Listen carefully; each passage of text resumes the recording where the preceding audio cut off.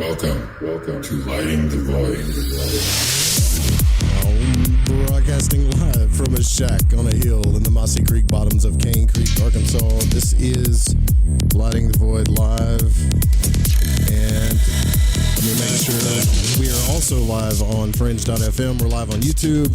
And then all you guys listening on the radio station, thank you. All of you that are going to listen on YouTube, thank you. And all of you that are listening later, thank you. It is Cosmic Conditions. It's August the 12th, 2026. And we're doing this thing again, doing it every 30 days. Please, for those of you that have been reaching out, understand that I'm working on a method to be able to broadcast more nightly because, like I said, I only got an hour when I get off work. So I have to have everything ready to go as soon as I begin the broadcast. So we're coming back with a fully night broadcast. It's just I'm working on a system that makes it really, really easy for me.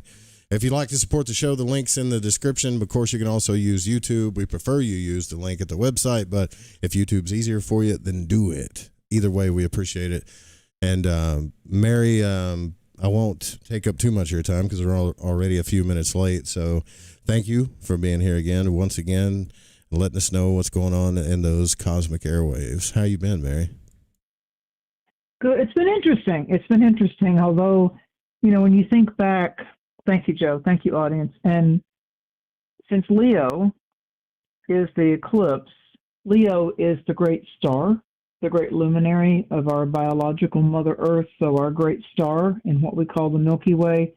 So Leo is the heart chakra. Leo is the part of us that really comes to understand that we're all worthy, and the discipline and the courage and the trust of our inner child, the youthfulness of that courage being summoned regardless of our biological age. Leo is the fire of desire, and Leo is also, at times, those harsh lessons that we have to have when we're performers and actors and we're playing a role, or we've got a mask on and we don't feel confident enough within ourselves to not perform in what we feel that society says is sexy and cool, and clock it over here and diss it over there, and which side of the fence are you on? Leo is grander than that.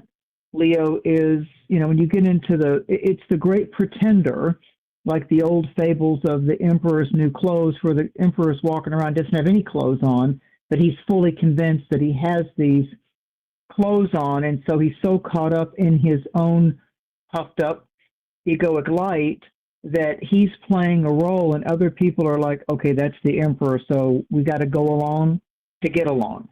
So it's when we decide that we'll potentially sell ourselves short in order to get the applause or the approval, or we decide that the way God, Great Spirit, the divine, created us and fashioned us, and all that is holy breathes life into this incredible biological temple, the temple of a living God, then we start to see the majesty, and a term I made up, actually, I can't say it's proper English, we begin to remember our connection that never left us, our oneness with whatever the majestic powers of the heavens above, the glory, the grace, that which is taught to us has different rules and names, Buddhism and Sufism and Catholic and Baptist and Native American First Nations people in this culture and that culture. But the real majesty of Leo is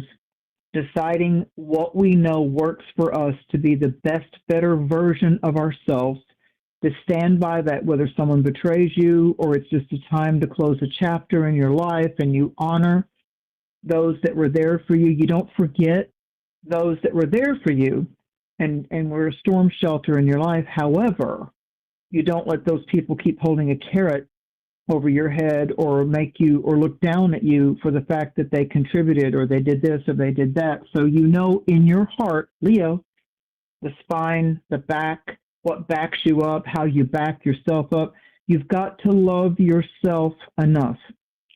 And so then we have to course correct our addictions, our false faces, our inappropriate behaviors, allowing the weakness to be the lead guard in our going forward in life. Leo is a fixed sign. Its opposite sign is Aquarius. The eclipses are going to be dancing. The nodes have shifted, and what's leading the way for our soul majesty and our leveling up is the energy of Aquarius, where Pluto happens to be.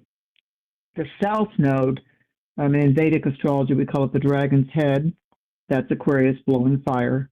And the dragon's tail is Leo, which is what we adapted to in our fallback behaviors, or where we were able to get away with manipulating or lying or avoiding or enabling, whether it's ourselves or other people. So it's in many ways, when you study soul-based astrology, the south node in Leo, this eclipse with a stellium in Leo, a bunch of things in Leo, this is a point in space with this node, the south node, that's showing us we're in a theater, and the performance that we're in, we have a director and a writer, and the writing on the wall, and what is our director is that there's a collective karmic past that we have, even if you just want to believe it's the things you're proud of and the things you regret in this lifetime, rather than any other past gifts or haunts. And so the tendencies we need to leave behind, the versions of ourselves that don't serve the greater development psychologically, soul-wise, spiritually, as they say in addiction programs, don't talk the talk, walk the walk. So this is an eclipse that's saying, to thine own self be true, honor thyself, walk the walk. If people fall away when you're standing strong and being authentic and having integrity, even if that means that you might lose some money or lose a shelter or lose this or that, if people aren't respecting or seeing you and the qualities that you bring to the table, as my little Tennessee mama used to say, Joe and I love our mamas, and we love our country origins, proud of that, proud of my culture. If they don't see you when you're there, let them miss you when you're gone. And that isn't about revenge. It isn't about slapping somebody back in the face if they slapped you. It's about, I'm aware of the lessons I needed to learn. And part of the Leo factor is knowing that we are worthy. And until Joe and I and all of you listening and people that you love and people that you've had walk away from you or not be fair or say false words to you or take advantage of you financially or whatever, you still got to be the part of you that rises to the better part of the cause. It's just like they chose their actions.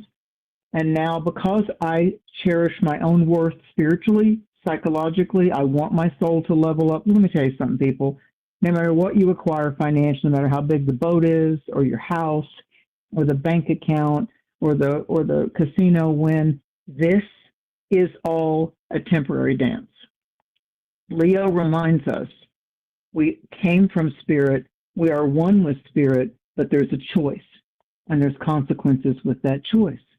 So we either at some point in our life choose the light, the right way to do it, and if somebody else doesn't play back fair, that karma, that boomerang is coming back to them. I promise you, the karmic sheriff, as I've said before, knows everybody's address. So there's really nowhere to hide when it comes to the sacred eyes and the sacred breath.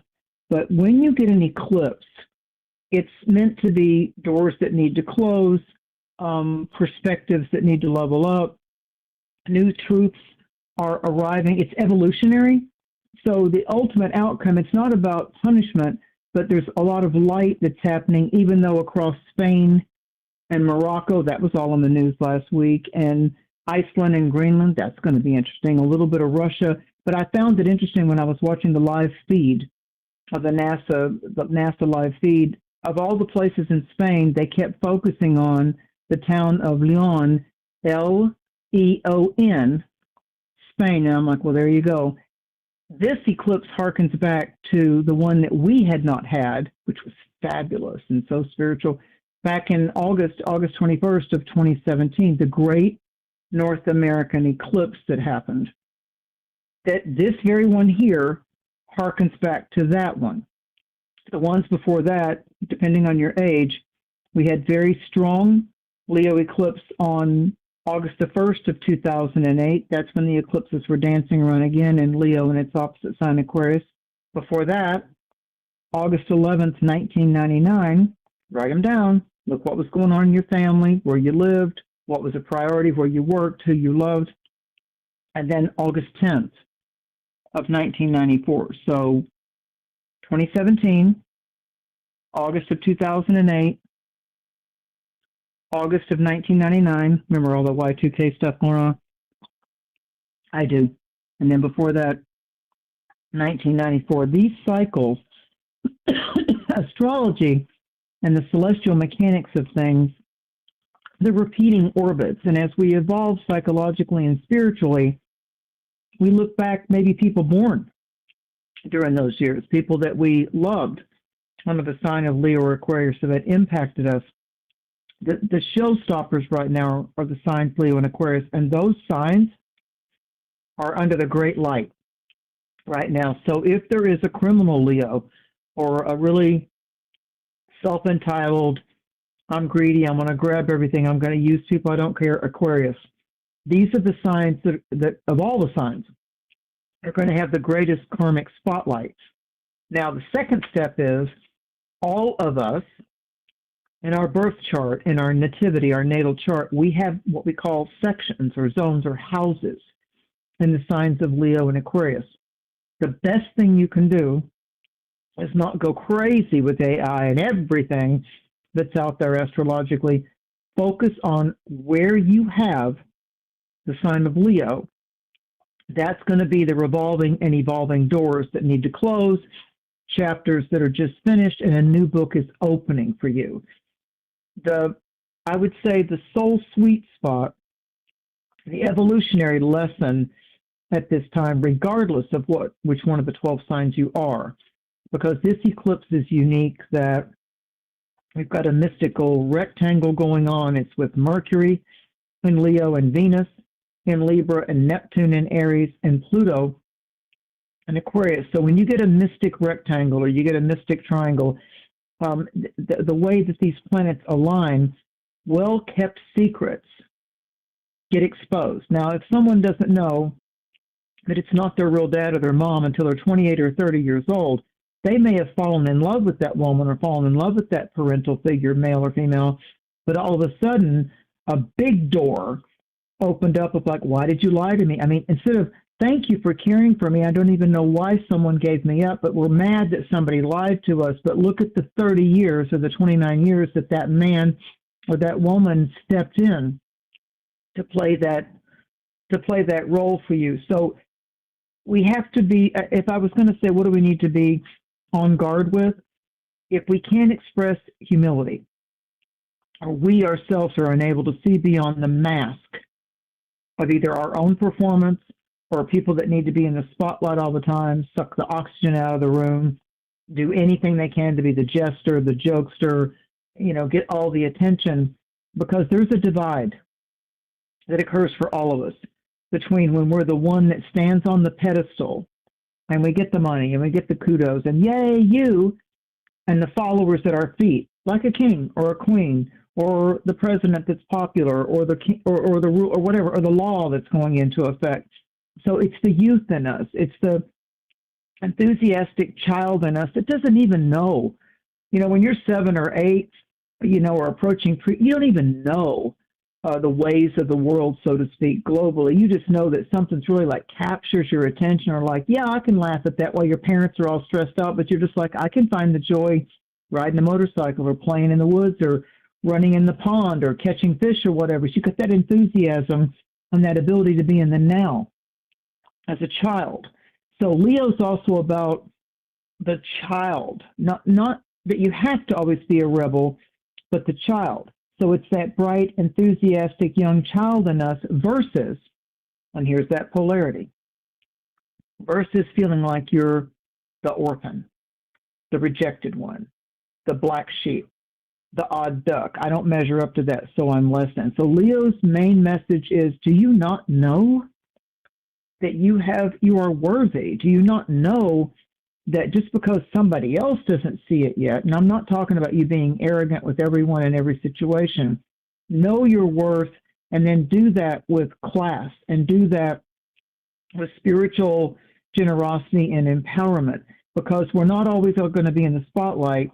And again, that paradox between right now I'm the star, right now I'm up on the stage, right now I'm on the pedestal and I'm on high, and that ego buzz that you get at the people that adore you and the followers at your feet, and that door can close quickly. Look at all the fake preachers and the wannabe gurus and the products that somebody promises will do this for your face or this for your weight.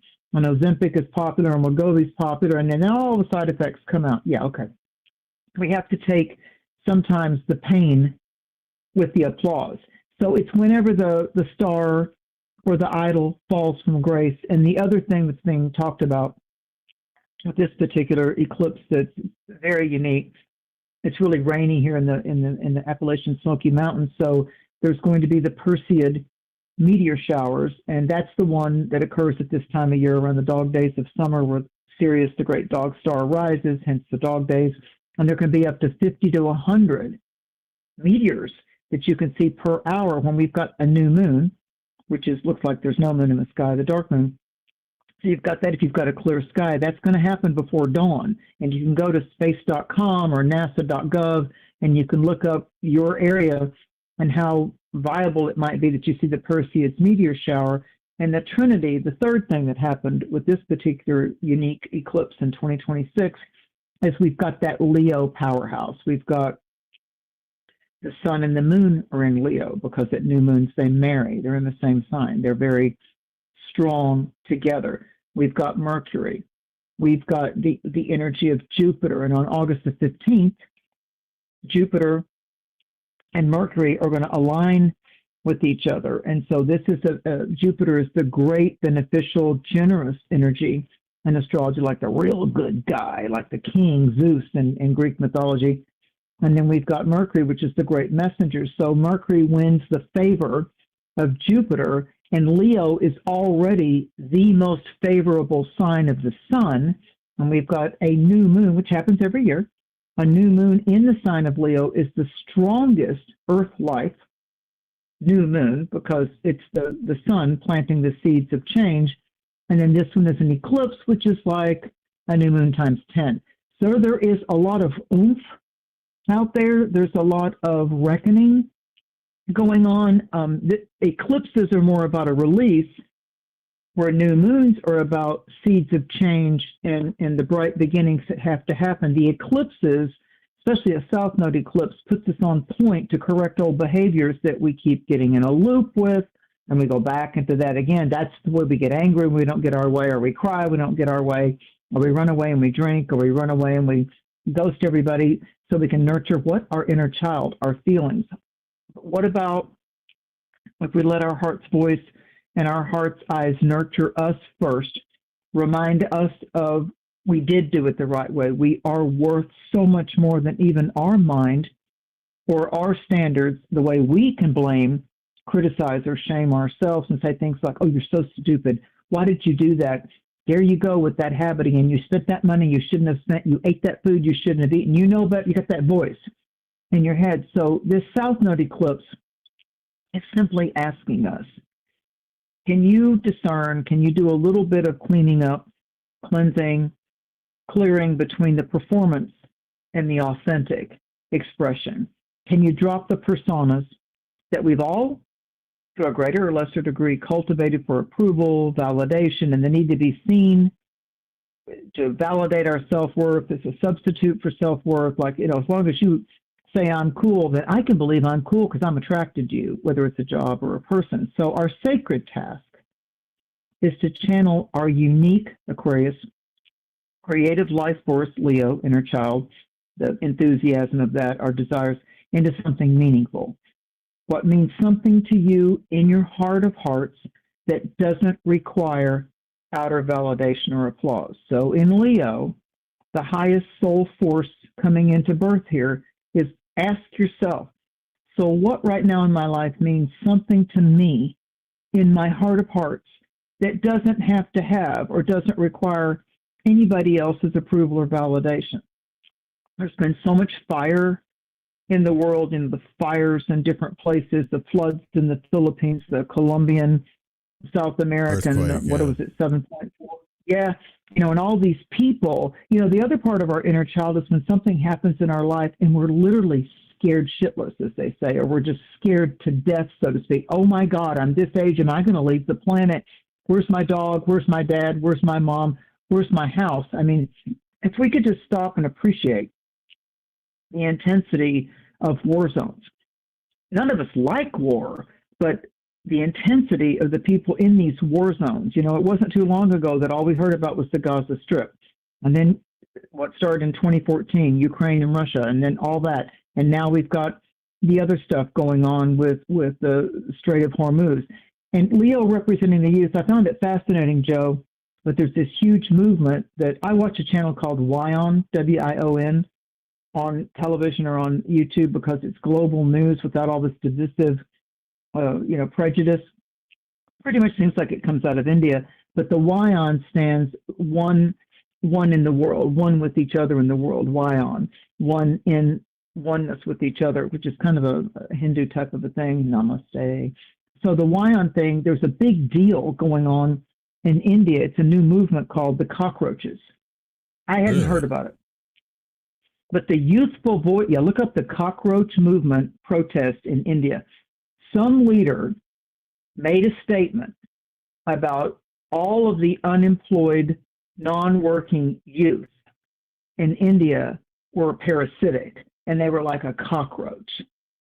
So the youth took the insult. Now watch the flip of this. They took the insult and they started this major protest called the cockroaches, and it's all over. It's TikTok and Instagram and YouTube, and if you go on that channel WION, because that's based out of India, where a lot of techie stuff comes from, like China and Japan, these cockroaches are saying, by God, you won't put us in a category, and you won't say we're less than as potential young people in the youthful movement. So you know what? And their symbol is the cockroach. They're now making that very Pluto and Aquarius. Aquarius is not about me.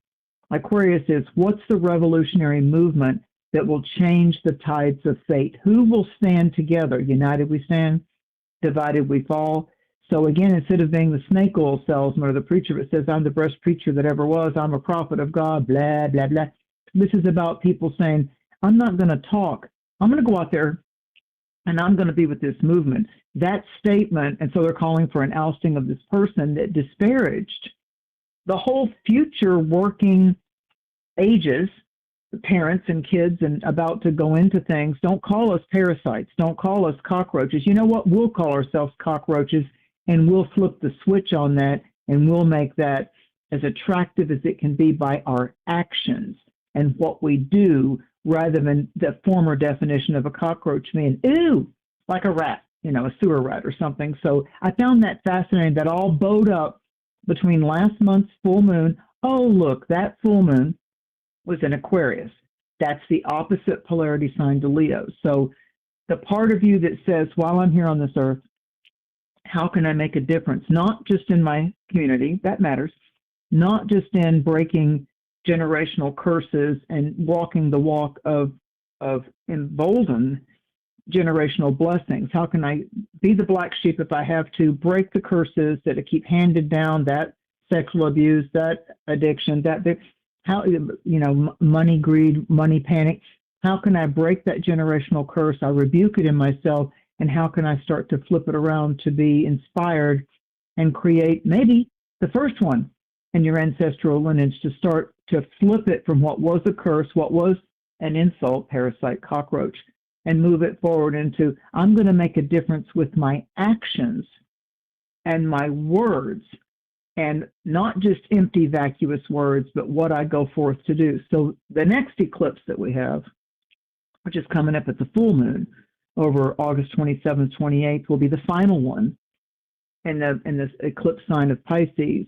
The nodes will flip, like the next cycle will be about 9 years from now, but the actual full moon North Node in Pisces will be 18.5 to 19 years from now. So the next full moon on August 27th and 28th is a lunar eclipse, a full moon eclipse in the early degrees of Pisces.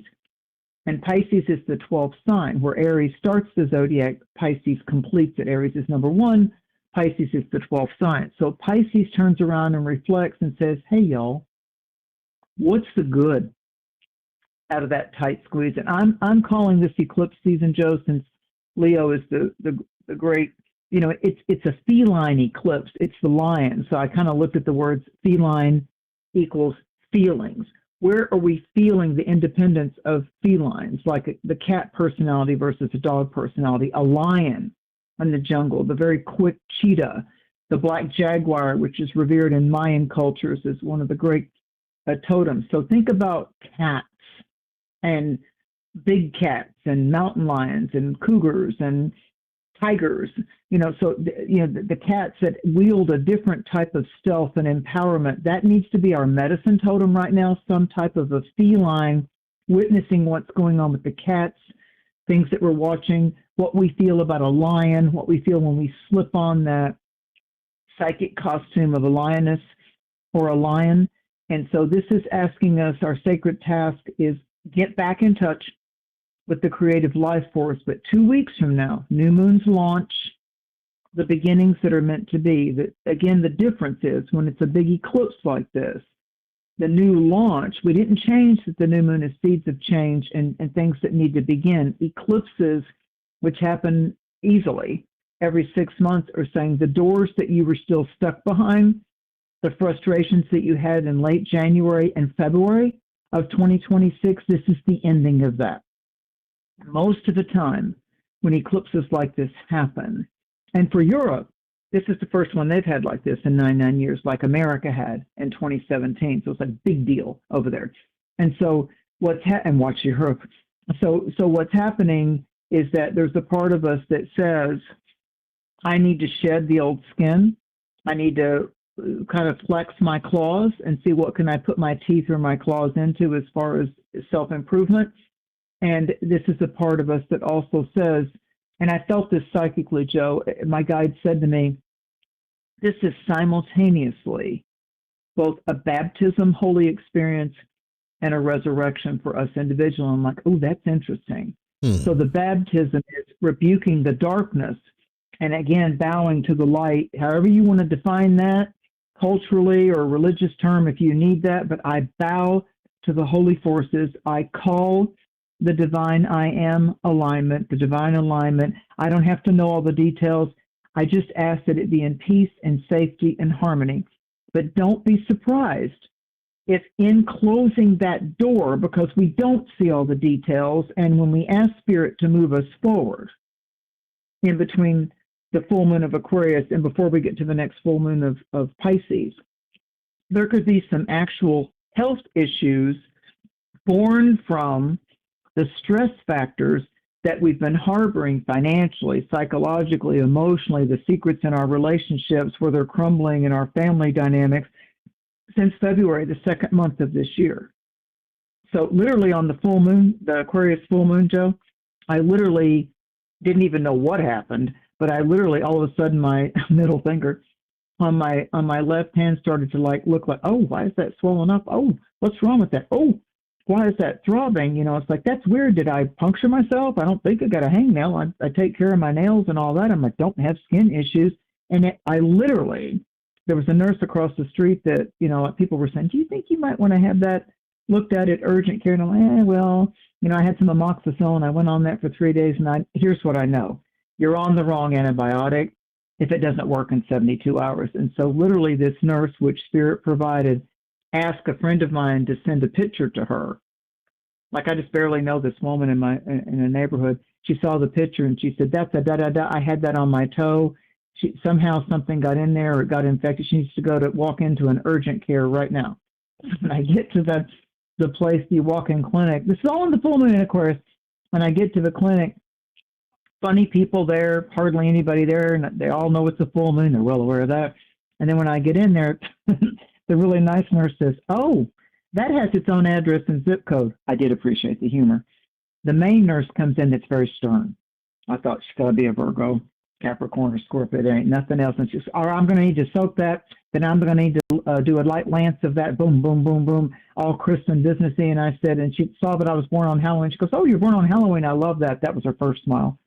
Although I liked her as a nurse. And I said, can I ask you a question if it's not too invasive? And she said, please. And I said, do you mind telling me when you're born or what zodiac sign you are? She goes, I am a Scorpio. And I'm like, I'm in good hands. I'm good. So literally from a Scorpio to a Scorpio, everything got cleared up, but she had to do that Scorpio thing, you know, Scorpio rules death, resurrection, and all that. She looked at me. Because, you know, when you're a Scorpio, it's not easy for people to get in your face and look at you and tell you what to do because, you know, the fixed signs are the fixed signs. It's hard to tell a Taurus or a Leo or Aquarius or a Scorpio. I said, because they're going to probably look at you and go, you know who you're talking to, right? And she looked at me and she said, now listen to me carefully. Here's the eclipse part. Here's the scary clown part. Listen to me carefully. I took an x-ray. There is no foreign object. In 48 hours, if a red line comes across your hand, if this antibiotic I'm putting you on does not work in 48 hours, you know, that's 2 days. Yes, ma'am. You are not to come here. You are to go to an ER and they're going to put you on IVs. I'm like, whoa, just like that. And I thought to myself, thank you for being a Scorpio. Well, it all worked and it all happened, but I thought that's so interesting. That's my point. A long story about something that I totally didn't expect. And, you know, your pointer finger or your bird finger, whatever you want to do, but your longest finger, usually that long finger that people in our culture say, that's my bird finger. That's when I flip people off, bowed up. So it was a reminder to me, point at yourself, course correct some things in your life, stop kidding ourselves about what was once wonderful, but just ain't quite getting it anymore. And first, instead of bitching about the job or the person or the scenario, let's see if we can up our game, do a better performance, put our moods, because Mars is in Cancer right now. So, oh, Lord, we can get all defensive between August 10th and September 29th. We've got Mars in Cancer. So there's Mars in the sign of the moon, emotions, feelings. Got the sun making us all jungle cats out there. I don't like that jungle. I think I'm going to go hunt over there, and I need to have a quick thrill and an adrenaline rush. So the Leo can be very like, I'm going to go hunt that and jump that and eat that. So there's a part of us that is debating how independent are we really when Mars in Cancer right now coming up against Saturn and Neptune and Aries is saying, look, it is personal. It's all very, you'll see it on social media sometimes, relationship status, it's personal, it's complicated. So it's a complicated mystical triangle, and I'll wrap it all up by saying, if we'll let the creative inner child in us, the forever young aspect of us, the new movement within us, I call it creative visioning, and allow Mars in Cancer to bless our dreams and our intuitive insights, because that's what Mars is doing. It's an inside job and an external result with the Leo eclipse. Until we get to February of 2027, this is the bridge that we're on right now. So write that down. The eclipses in August, we graduate from in February of 2027. So these are the new vision quests. These are the pirate getting on the ship looking for the treasure. The treasure comes. The graduation happens. It's not all going to be harsh lessons if we'll just invoke the Holy Ghost, Great Spirit, my angelic messengers, my higher self, if we'll just be willing to not fuss about the loops that we get caught in again and again and say, you know what, I've been that way, I get angry that way, I get sexy that way. Stop seeing ourselves in such close-quartered, only defined as, I'm sexy when I act like that, I'm angry when I act like that, I'm mad at myself or I'm mad at other people, I drink, I take the pill, I do this just to try to escape the frustrations, I'm mad about the money, I love them, whatever it is. Stop looking at the external and look at where the light, because the light's there, whether you want to see it or not. It's like Matthew 13:16. There are those who have eyes that will see. There are those who have ears that will hear. Matthew 13:16 is lit up. And when we look at the word soul, S-O-L, which is symbolic of a solar, the soul, El Sol, is the sun in a lot of Latin cultures. Phonetically, it sounds the same as S-O-U-L. So the light of our soul has things to guide us, has things to tell us, has things that it wants us to let go. That's not a failure. That's not a failure. It's simply time to say, been there, done that, bought the t-shirt, wore it, retired it, gave it away. So I guess I'll conclude before we do signs and commercials or whatever, Joe, is that I think that something we could let bloom, new moons bloom things, is that we often assume that what we see is all there is. And this is where the Leo stellium and because Neptune and Saturn retrograde in Aries right now, it's all about me. What about me? This is what I think, and this is what I feel. This is the way it's got to be for me. But your natural Mother Earth world, the natural world, always tells us a different story. For example, a bee sees patterns in flowers that are invisible to most humans. Moths navigate by light that we can't perceive, and entire worlds exist layered secretly within this one that we're living. So it kind of makes us wonder how much of life is like that. How much for you is waiting just on the edge of what your former perceptions has been? How much is waiting just beyond the edge of how you've been looking at it, how you've been seeing it, Matthew 13:16? The places you haven't learned to see yet, they're there. They're real. The places that aren't hidden, but in a veil, in the in-between. Like we've been there, and now we're in the process of becoming higher, resurrected, altered to be able to go, oh, I never looked at it that way. Well, that's cool. I can do that. I'm glad I did that. Ooh, that hurt. That stung, but you know what? I'm better for. I can't tell you how many people that I've counseled over 40 years that have gone through death experiences and illnesses and losses and lost their houses and the money and all that and said, you know what? That was a bitch. That was a real bitch to go through, but oh my God, it liberated me. Oh my God, I learned things. I wouldn't recommend the process, but I learned things and I got liberated from things like I'd never done before. I'm not hooked in anymore. So perhaps the world has always been much richer than we've imagined so far. So there's more to come. There's more soon for us to be able to see the light of our soul in action. So all you have to do, and it's free, is simply give thanks for the light of your soul, the light of that I am, one with all that is in harmony, love, and light, to breathe you, to be your director, to be your guidance, and then you and I as humans to listen to the lead, because the lead's there. That's the light of what the eclipse has given us. The lead is there. So it's not a leash. Oh, we've been leashed by our own behaviors and our own expectations and our own kind of recoiling when someone wants to judge us. Well, I see it like this. Well, that's not the way I meant it, and all that stuff that goes on, all those scenarios. That's toxic. So you have to know your worth, Leo. You have to summon your courage again and again. That's Leo. And you have to realize that you are the king of the jungle, lion of the jungle, lion-hearted, brave hearts, because this is an eclipse that opens our hearts' skill sets and magic and ability to overcome anything and to rise up like a phoenix. That's the fire element. Leo's the fire element. And Aries, the Aries is fire. And then the Aquarius here, the Aquarius of July 27th and 28th, and Pluto in Aquarius is saying, you're so multidimensional. You're so connected to spirit. You are so able to do so many more things than just what this earth life and society or politics or religion tells you that you are limited by. You are multidimensional, unlimited, radiant light beings, so assume the position. Period. Amen. Assume the position. Yeah.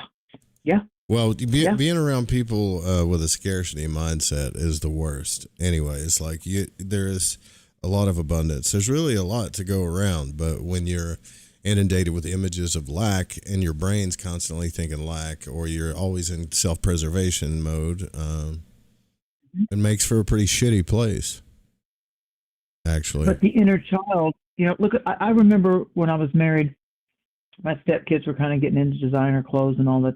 I took them through the 8 and 9 years old into 17 and 18. And I drove them, I was in Florida at the time, and I drove them into a really kind of scary, challenging, crime-ridden part of town in Florida, in West Florida. And they're like, why are we here? And I'm like, I just want to show you something. So I'm driving through, and there were kids playing in the street, in the mud and the dirt with sticks and rocks, and they were laughing and they were playing. And I said, look, that's just a ripped T-shirt, and that's just those pants are a little high waters there. But I see a lot of smiles and laughters on their faces, don't you? I said, yeah. And I said, they don't have on designer jeans, and they're not going to a private school. And Leo is also about gratitude, which is why I bring this up. Be grateful for where you are and what you have, and then you can't have a scarcity mindset unless you're comparing yourself to other people who look at other things that people have all the time, and they're fearful to even spend the money they do have or spend the time that they do have expanding their world. It isn't always just about the cash flow or lack of it. And I said, now watch this. Sometimes spirit can show up. Money went a lot further than, by the way, in the 90s.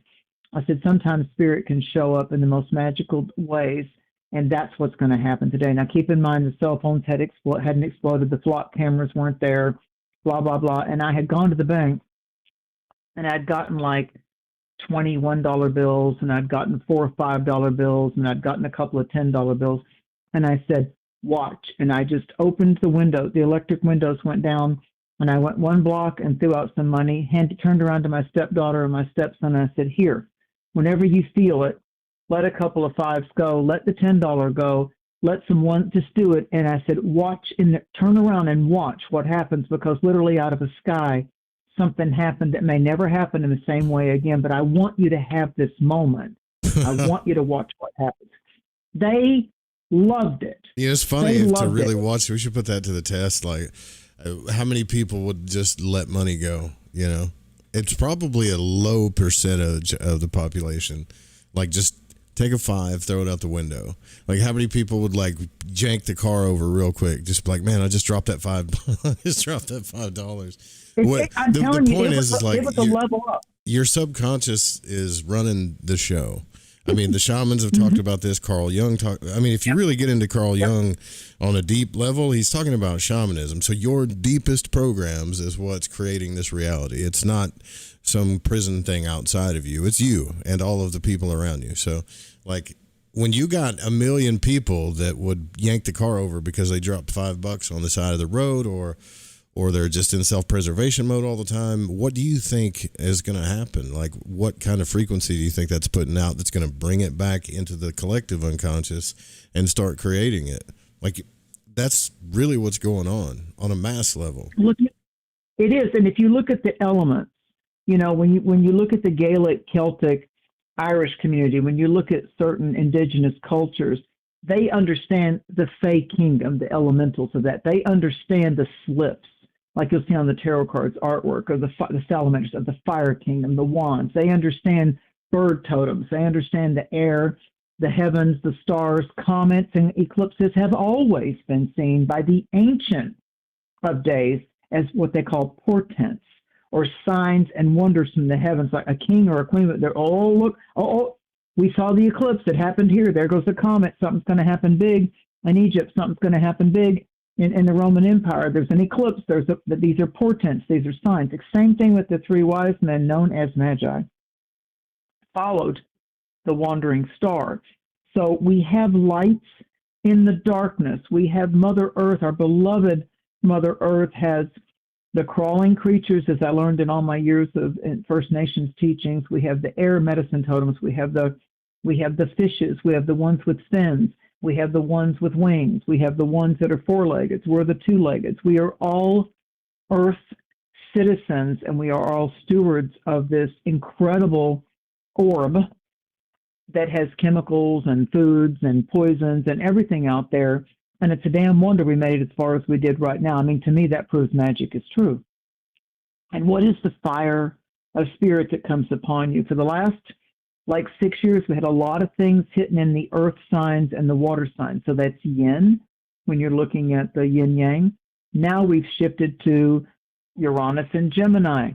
That's air, that's the heavens, that's the sky world, and all the creatures that abide in that. And then we've got Saturn and Neptune and Aries. That's the fire world. So that has everything to do with creatures that live in the desert. The power and the energy of fires, campfires, ceremonial fires, the fires of lust, the fires of desire, the fires of overcoming, the fire of courage. That's this eclipse. So you have water and earth and air and fire. Part of the air is also what's breathing us, what's going in our mind and our thoughts And what are we pledging allegiance to? And I'm not just talking about a country's creed. What are you on a day-to-day basis allowing your mental self, your mind self to keep locked into, rather than learning some things, Carl Jung, learning about shamanism, learning about ways that you can use these tools, these intellectual tools, meditation, affirmation, sincerely doing some kind of daily journaling, dreams, writing, and seeing how you, if you stay dedicated to it, even just, I am filled with harmony. I am wealthy. When you say I'm wealthy, I am not just talking about money. It's about where in your personality, where in your mind, where in your feelings that you need to be wealthier, that you need to understand you're worth it. You need to understand self-worth, and we need to stop selling ourselves short and not validating our own worth, our own price points, et cetera, et cetera. And we've got to believe that with ourselves first, just based on what other people value us less or more as. So it's got to be like, I know my worth.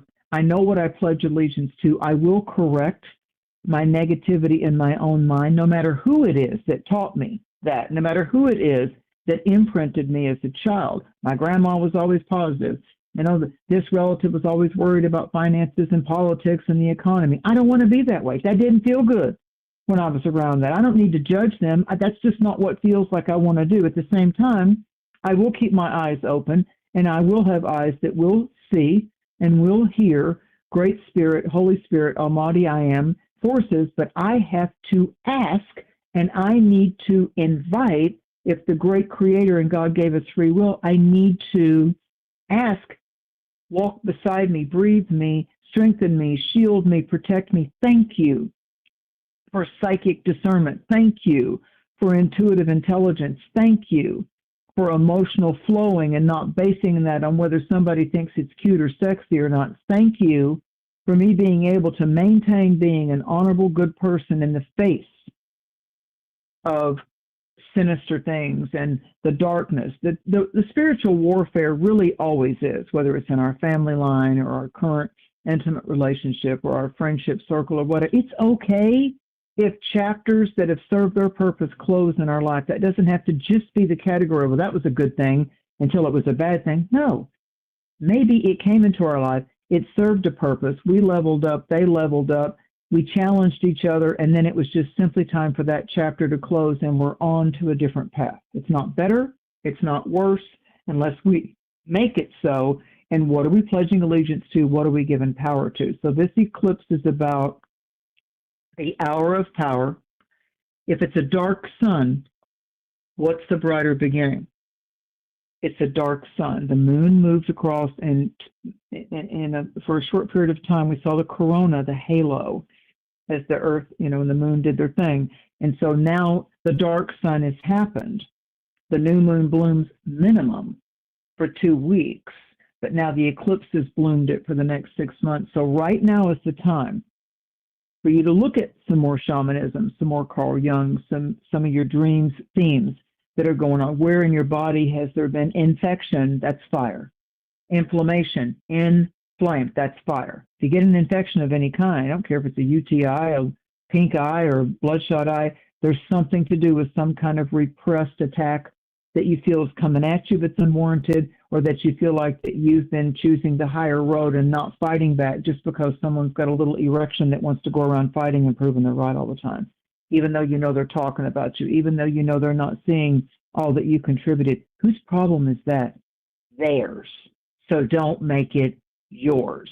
You escape the situation. You do not keep honoring and bowing and pledging allegiance to toxic people or toxic situations or great people that have created toxic situations. You see the light in them, you see the good in them, but they're playing out the part, they're acting and performing in the dark self. And that's what this eclipse is saying. To thine own self be true, and stop giving audience to the darkness or that which is vampirical and weakening. You stop hanging around with people that you absolutely know have hurt and lied and ripped off so many people, and yet you call them your best friend. Or you hang out with them and you have been right by that person's side and watched them collapse people financially romantically. They just keep leveling people to the ground. And there's that kind of Leo. There's that kind of really dark, fangs are long type of Leo. So every zodiac sign, let me make this very clear. Every one of the 12 zodiac signs has the resplendent light and the darkest shadow of it. And whatever sign we came in as, our sun and our moon especially, whatever signs were those two strongs, the sun, our outer light, ego expression, and the moon, our inner subconscious ability to look at the inner world and the outer world and get that in some kind of alignment. Those two signs are where you, at the very least, want to study what's the absolute crappiest part of a Gemini or a Scorpio or a Capricorn. What's the dark side of that, and keep that away from your personality. Like when it starts to go, they go, nope, nope, nope. I'm going to go for the strength of my sign, the strength of my sun sign, the power and the light of my inner light of the moon. That's the way you learn astrology, in a soul-based, metaphysical, esoteric way, instead of being owned by AI or the books you have or the fights. There was also a big astrological fight in the UAC astrological community with one of its baby boomer astrologers, Stephen Forrest. He's an Aries. Really? An Aries. I like Stephen Yeah, Forrest. there's a big... I do too. There's a big fight. There's a big fight because he used a racial slur, and he had a guy that he's absolute friends with that happens to be of the black race, and the guy's like, "No, it wasn't. We were just, the way you'll do a word. Like I could call him cracker, or I could call him honky, or whatever. I'm his friend of all these. Yeah, but no, all the one, and then it became the young TikTok astrologers fighting with any astrologer that's over 40. They don't get. They said, they literally said, they took astrology from us and we're going to get it back. So there's this big, and he didn't apologize, correct? It's that whole community of like, yeah. So there was a very immature, reactionary, judgmental thing that went on with Stephen Forrest, an iconic astrologer, and the other astrologers standing up for him going, wait, what? No. Have you looked at his works and his books and his YouTubes? This is not a person that's been divisive at all. And that's what people are saying. Can you not look back?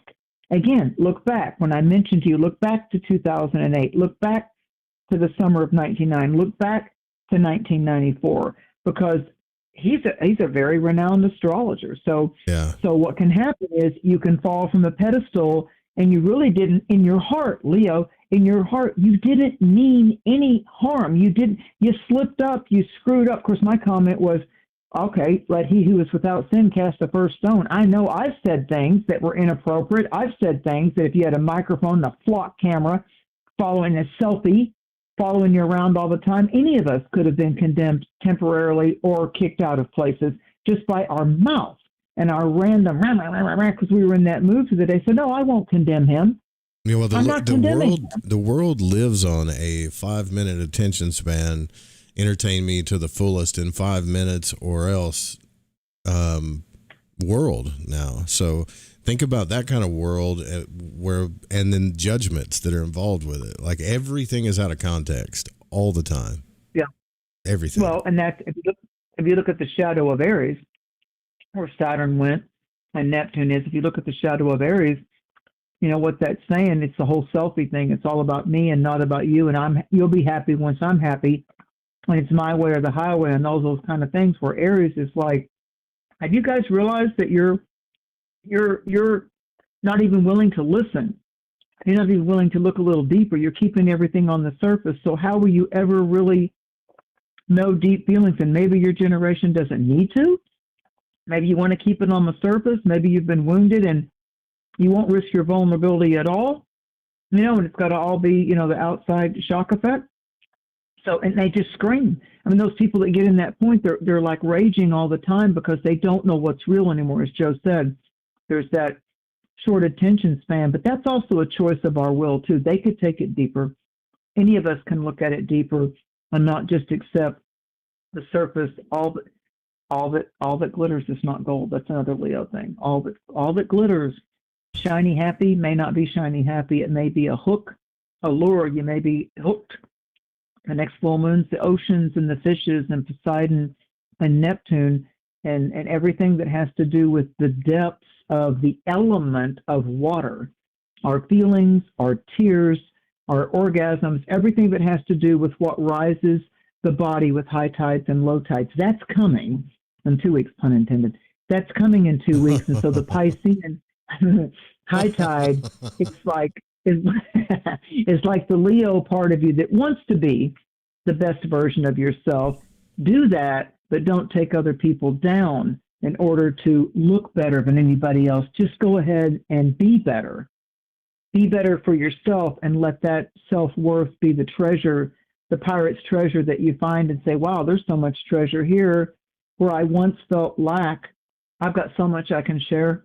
And if I can uplift, if I can inspire, if I can see the people that recognize me and know my worth, and when they tithe to the show, when they support you with the computers and the equipment and the phone lines, and we all know, we all are feeling how everything has gone up. Yeah. You know, in a very inflationized market, the gas we're buying, tires cost what? How much? I laughed. I actually laughed out loud in the store today because I went to buy some port wine that you can dip your crackers into. It's kind of a Guinea Italian thing. And that's right, I said it because I've got Italian. You I said can call Guinea. myself. Oh, man. Here we go. That's right, Guinea Hillbilly. Guinea Hillbilly. But it was like the size of baby food. And I looked at it, and it was like the same price, $5.38, but it's all natural and all that. So, I'll bite the bullet. So I said, well, I got to buy 2 of those just to equal the one that I used to dip my all natural sesame breadsticks into. It's kind of like a little Italian snack thing that comes out of Tampa, Florida from Italy. And Yeah. I'm like, you know what? I'm worth it. I'm going to spend, I tithe all the time. I'm going to spend $11, and I'm in the mood for my port wine cheese, and I'm going to get my breadsticks. They didn't go up in price, and they're still high quality. And that's what I'm going to have. Do I think that I'm worth it? I'm going to sit here and bitch about the price of it, or am I going to go to a cultural tradition that's always been a little happy place for my child? So, yeah, you've got those small moments that can be under $10 where, I actually laughed, and the manager goes, can you believe it? He's funny. He goes, can you look at how small it is? We both know what that was just 2 years ago, and I still want it. The kid, my 7-year-old looks at you and says, I want that when you're at the dollar. No, honey, you can't have the candy bar. I want that. When? I want the candy bar. I want the bubble gum thing. I want it. All the kid knows is I'm attracted to that, and I want it. And then here comes the Saturn and the moon and the parental thing going, no, you can't have it. And you're diabetic. Sometimes the Mars comes with it, depending on what generation you're from. Absolutely. Absolutely. Yeah. Oh, absolutely. Well, the rebel with the cause. And that's why you go from the sweet little 6-7-year-old precious little boy or girl into the like, who are you? When they get into teenage, damn, okay, that's the banner we're going to fly, kind of a thing. You can look back on it and go, well, that was interesting. I tripped the light, fantastic. Well, my dad used to tell me, he used to sit me in the truck and he'd be like, look, and I was a kid, and he'd look at me and he'd go, I'm going into Walmart. I'm going to get some oil and some paper towels. That's it. I'll be right back. I don't want to hear nothing. Don't come. And he'd leave me in the truck too, because he just didn't want to deal with me even asking him for stuff, Right. So. Right. Shut down. Saturn. Very Saturn. Very Saturn. That's very Saturnian. I said, yeah, that's very Saturnian. Very Saturnian. Because even a Taurus, when it comes to food, at least will reconsider it if it's a food item. It's like, well, I kind of like my. They'll kind of give in on food. And Capricorn will be like, did you do your job? Did you clean your room? Did you take out the trash? Then you get a reward. Yeah. Did you lie, boy?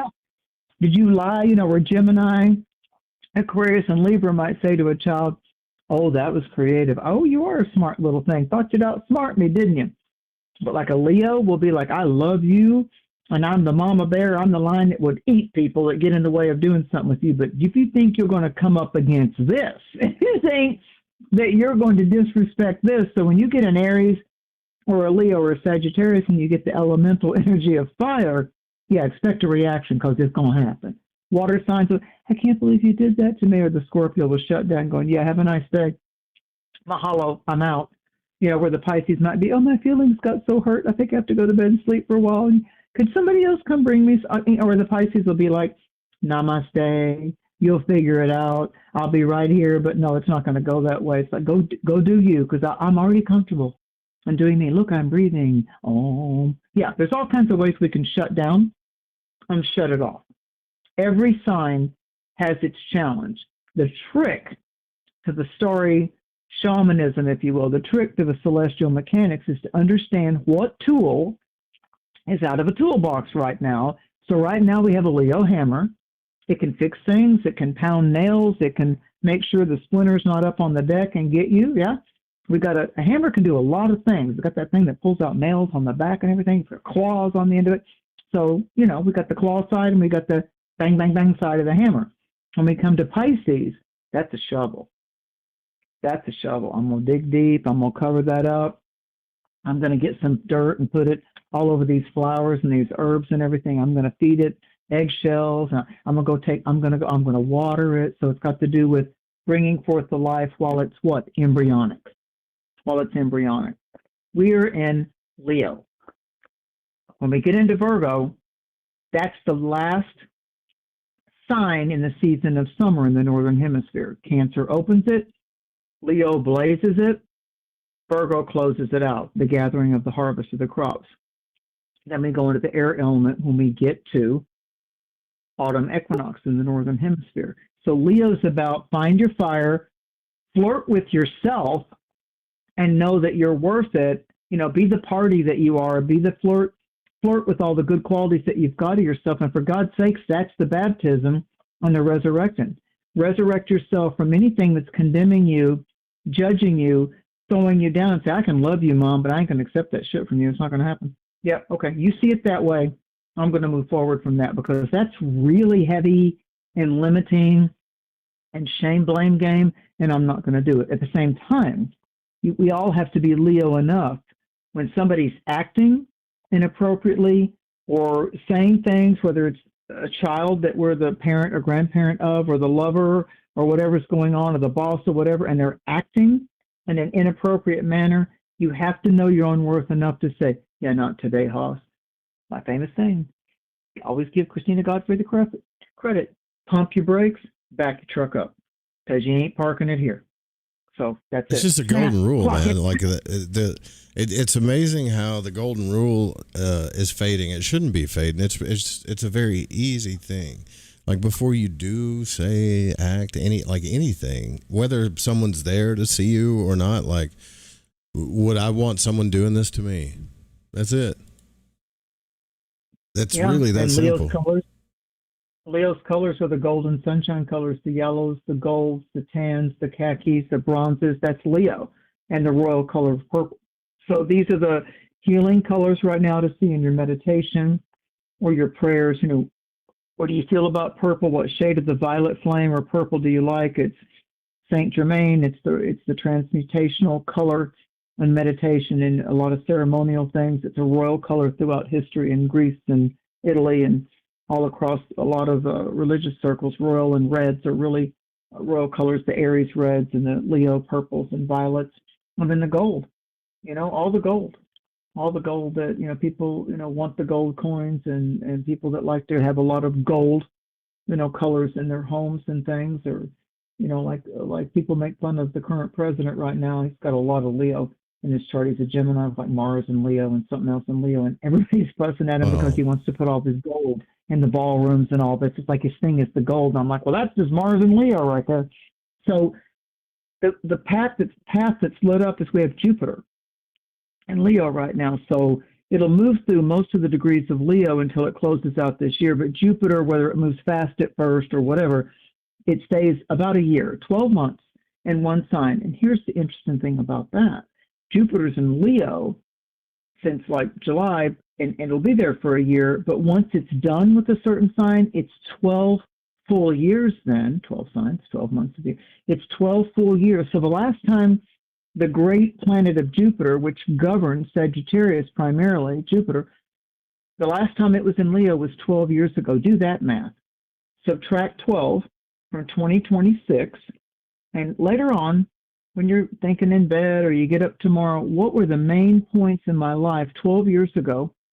12 minus 2026. What was in my life 12 years ago? Who was a priority?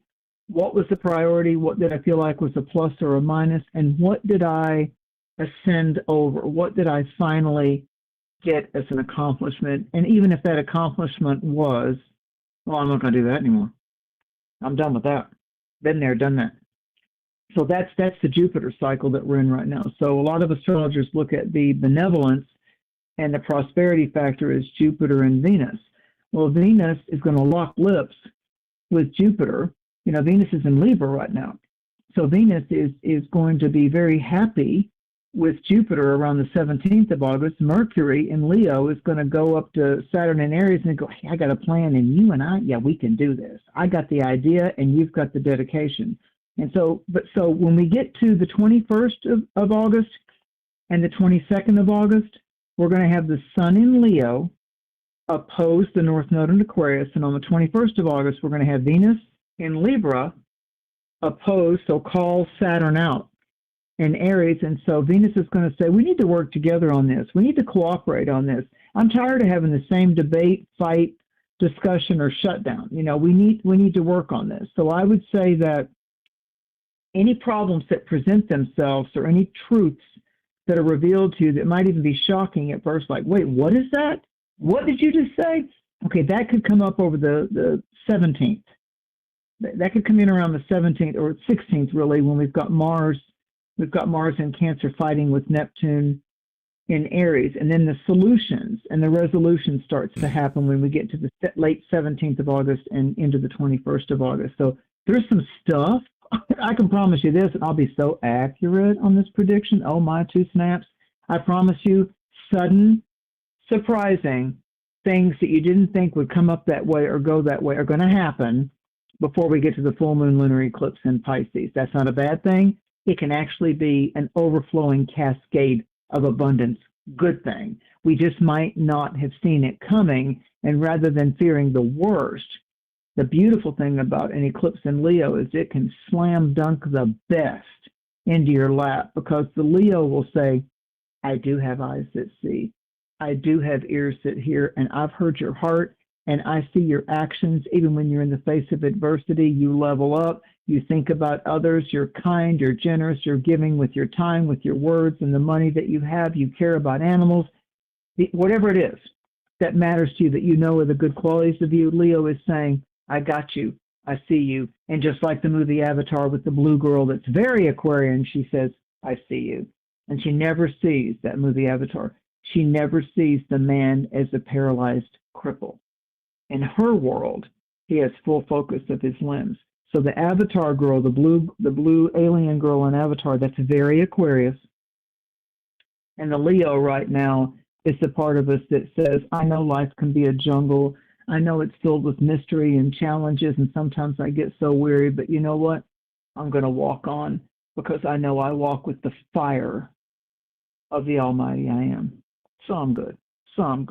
I got this. We'll do this. Carry on smartly. That's Leo. That's that fire that, you know what? Yeah, I can go through adversity. I can jump the hoop. Yeah, I can jump the hoop. I might get burned, but I'm going forward. Yep.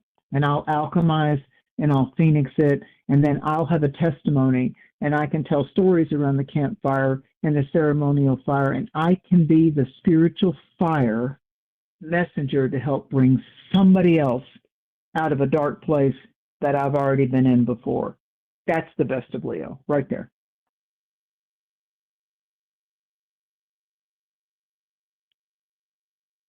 So, do you want to go through the signs, or where are we at now, Mary? However you want to do it. We can do the signs. Yeah, I'm ready to do the signs. We can do the specific themes of it, you know, where Leo is in your chart. If you just know your sun sign, or if you need to take a break, we can do that and roll into it. It's up to you. Host with the most. No, we can just go right into the signs if you want. Just everybody kind of keep in mind where that sign is, you know, in your chart. Yes. Okay. And right. You know, because we're not Joe, like help us with that. TikTok. You know, I'm not trying to quote you, Mary, but Mary's not like a TikTok astrologer where you're just focused on your sun sign and that's all you are. No. It's like hopefully you know something about your birth chart, and if you don't, then maybe you should get in touch with Mary, or at least, you know, start getting involved with that yourself. Well, there's so many free ways online. You can just type in on your favorite search engine, free astrological birth chart calculator, and at least you can start to see where your planets and signs are as and before you consult an astrologer. But I tell you, the easiest thing as far as when you start to memorize this stuff and know yourself is to have that guidance initially of an astrologer that can kind of help. It's a puzzle and kind of help you look at your strongest puzzle pieces that form the basis of the puzzle. And I'll give you this little formula in very few words so you get it. Your sun sign is based on the month, day, year you were born. Okay, you're born in August, you can only be a Leo or a Virgo in August, that kind of a thing. So we start, when we do these forecasts, we start with Aries. So as we're starting at the beginning of the zodiac and we're talking about Leo, I'm literally, whatever sun sign you are, I'm literally going to tell you what house it is. Now, when you know your ascending or rising sign, that factors in, even though you might be a Leo with the same birth date of August 12th all over the world, your longitude and latitude and time of birth help calculate which of the 12 zodiac signs was rising at the time of your birth, no matter what the time of your birth is. So let's say the rising sign to me is the front door of the very unique and individual you. Even though you're a Leo and you might meet 500 Leos, your rising sign sets up what rooms or houses in your round wheel are going to have the dances with chance and the most activity. So instead of rooms with a view, we call them houses in astrology, and we have planets and signs that are visiting there and represent that room of karmic and life expression. But for this, we're going to talk, when I say Aries, those of you that are more intermediate or advanced astrologers, they might not be a sun sign in Aries. They might have a rising sign of Aries, and so they're looking, what's walking through my front door. If you are an Aries, and that's all you know, that the house is still going to be the same, and you'll see that is the element matching me? It is. And is it one of the easier houses? Yeah, it is. And so, and I'm going to go through that. So try not to get yourself too wound up.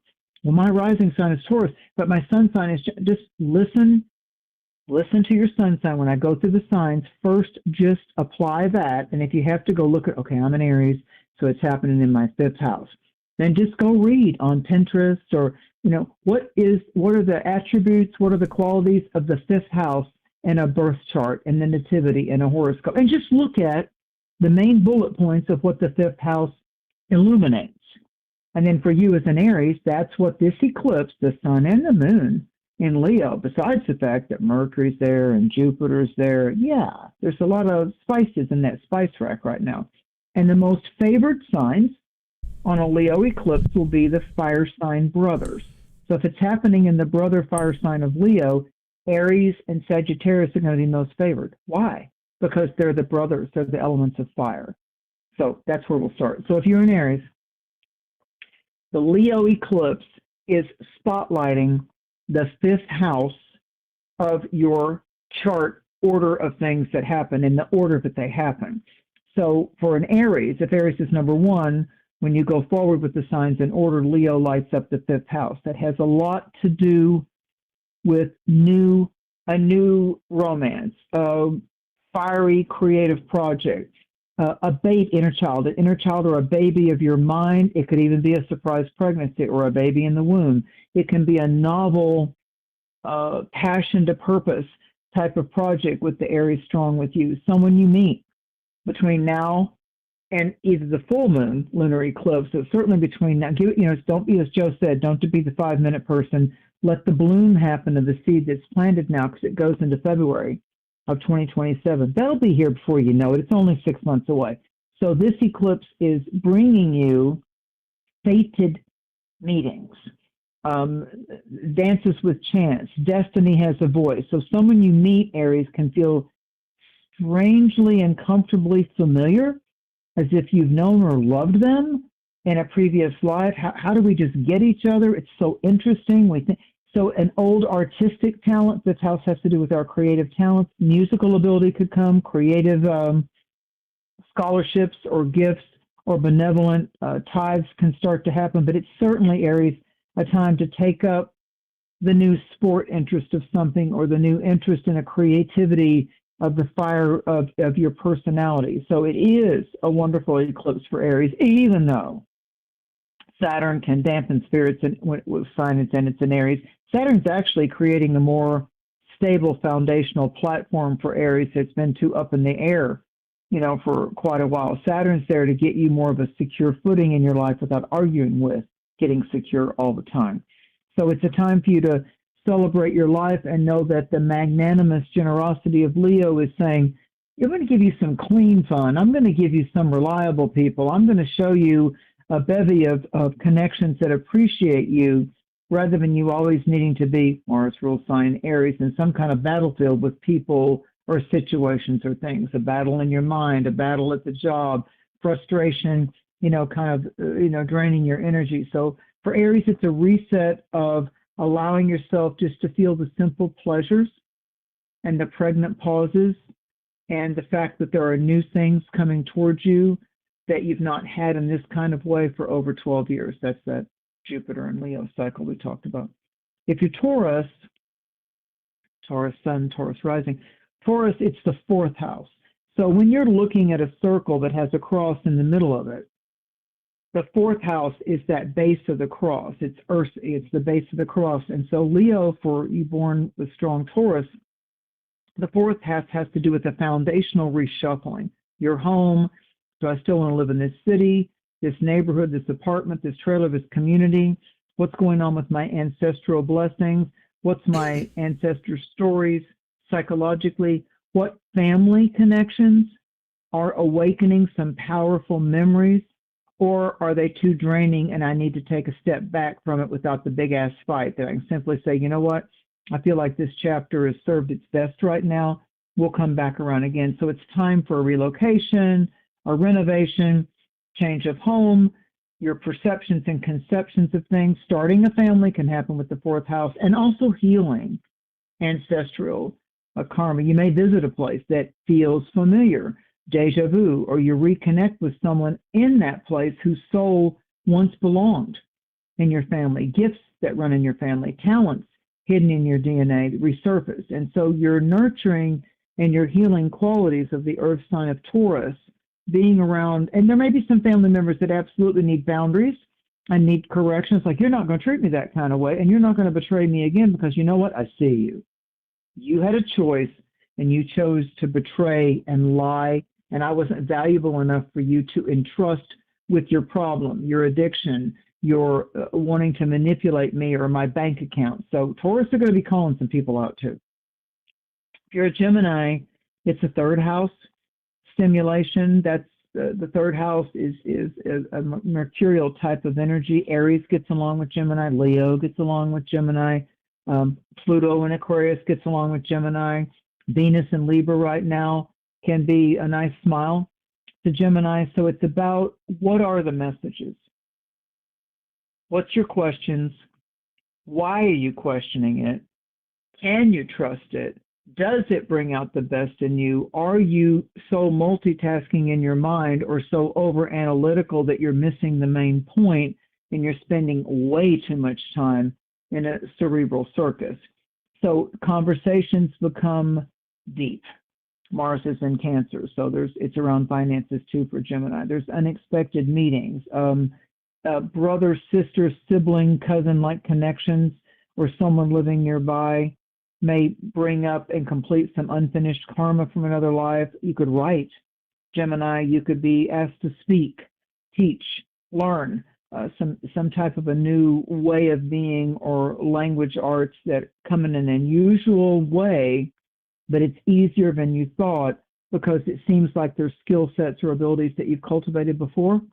So for Gemini, I'd say it's a great time to do deep listening, time to make notes, journal your dreams, write your goals, formulate and keep to yourself the new business idea, as well as how good it feels to link with like-minded people, because that stimulates your inner child creativity as well, rather than just getting in debates and empty social hour, happy hour bar conversations that are really so on the surface, they lead nowhere. It's just minor entertainment kind of a thing. Big month for those of the water sign of Cancer, Moonchild. Mars is in your sign. It's there. till September 29th. So Cancerians are natural nurturers, especially Cancer rising, Cancer moons, moon strongest in the sign of Cancer. So your relationship right now, Leo's your second house. So your relationship with your worthiness, your relationship with currency, money, how you invest your time and your energy. Are you resenting that? Are you happy to be able to have the ability to, if not with actual dollars or checks or debit cards or credit cards, my generosity comes in how I can help, how I can teach, how I can take that problem off somebody's plate. I'm good at that. That's a skill I have. They don't have it. They're in need. I can make that happen. It's a talent. So it's a good time for someone that's strong with the moon child Cancer sign to create a new source of income or a new money stream that aligns with your own values and celebrates the way that you give because of what you know and what you can do and what you taught yourself and what others taught you. It's always a succession of elders and ancestors. They taught me how to fish. She taught me how to sew. I learned how to garden. These are people that gave of their time, their life currency, to try to teach us. That's how you tune up a car, and that's how you change a tire. These are valuable people that invested time, their time, in wanting us to help have a skill set. So I think we blow past those people too quickly. That doesn't mean that you have to have a carrot over your head with them all the time or be tethered at your ankle, but let's not blow them off because they came to serve and give to you, and your life is better from that harsh teacher or that reason you had to do summer school or where you got called out on something because you were being an ass and you got busted. So with Cancerians, this eclipse is reminding you that your greatest assets are already within you. You have a sterling, golden, intuitive edge to say, I need to lean more into music, or I need to lean more into this, and I can do this over here that doesn't stress me intuitively, and I can bring in a steady stream of attention or money or whatever. But I'm also going to have a shift and a new fantasy and a new inspiration with values, what I deem valuable. I'll invest my life currency and my intellects because it'll be a new sense of self-worth all the way around. So it can literally be your worth, what you invest in. I'm going to buy into that. I'm going to buy that. I don't care if I have to pay payments. I really feel for that. That's really going to help me level up. And it's not just gambling, and it's not just blowing money to fend off boredom. If you're a Leo, big year, big 6 months going on, because the last full moon was in Aquarius in that third final week of July. That lit up a revolving door to do with the significant others in your life. Some may be leaving home and go to college. Some may be getting married. Some may be having a baby. You may be becoming a parent or a grandparent. There's a lot of new life coming around the Leo-Aquarius axis. And Leo has to decide, is that something I feel like I can give enough attention to because it matters to me? And am I going to get frustrated because I'll put that child or I'll put that parent first, but I really got to do this thing that I got to do as a life artist and make some money too, so I can't, it's a disservice to my child or the parent not to tell them no when it needs to be a boundary of no.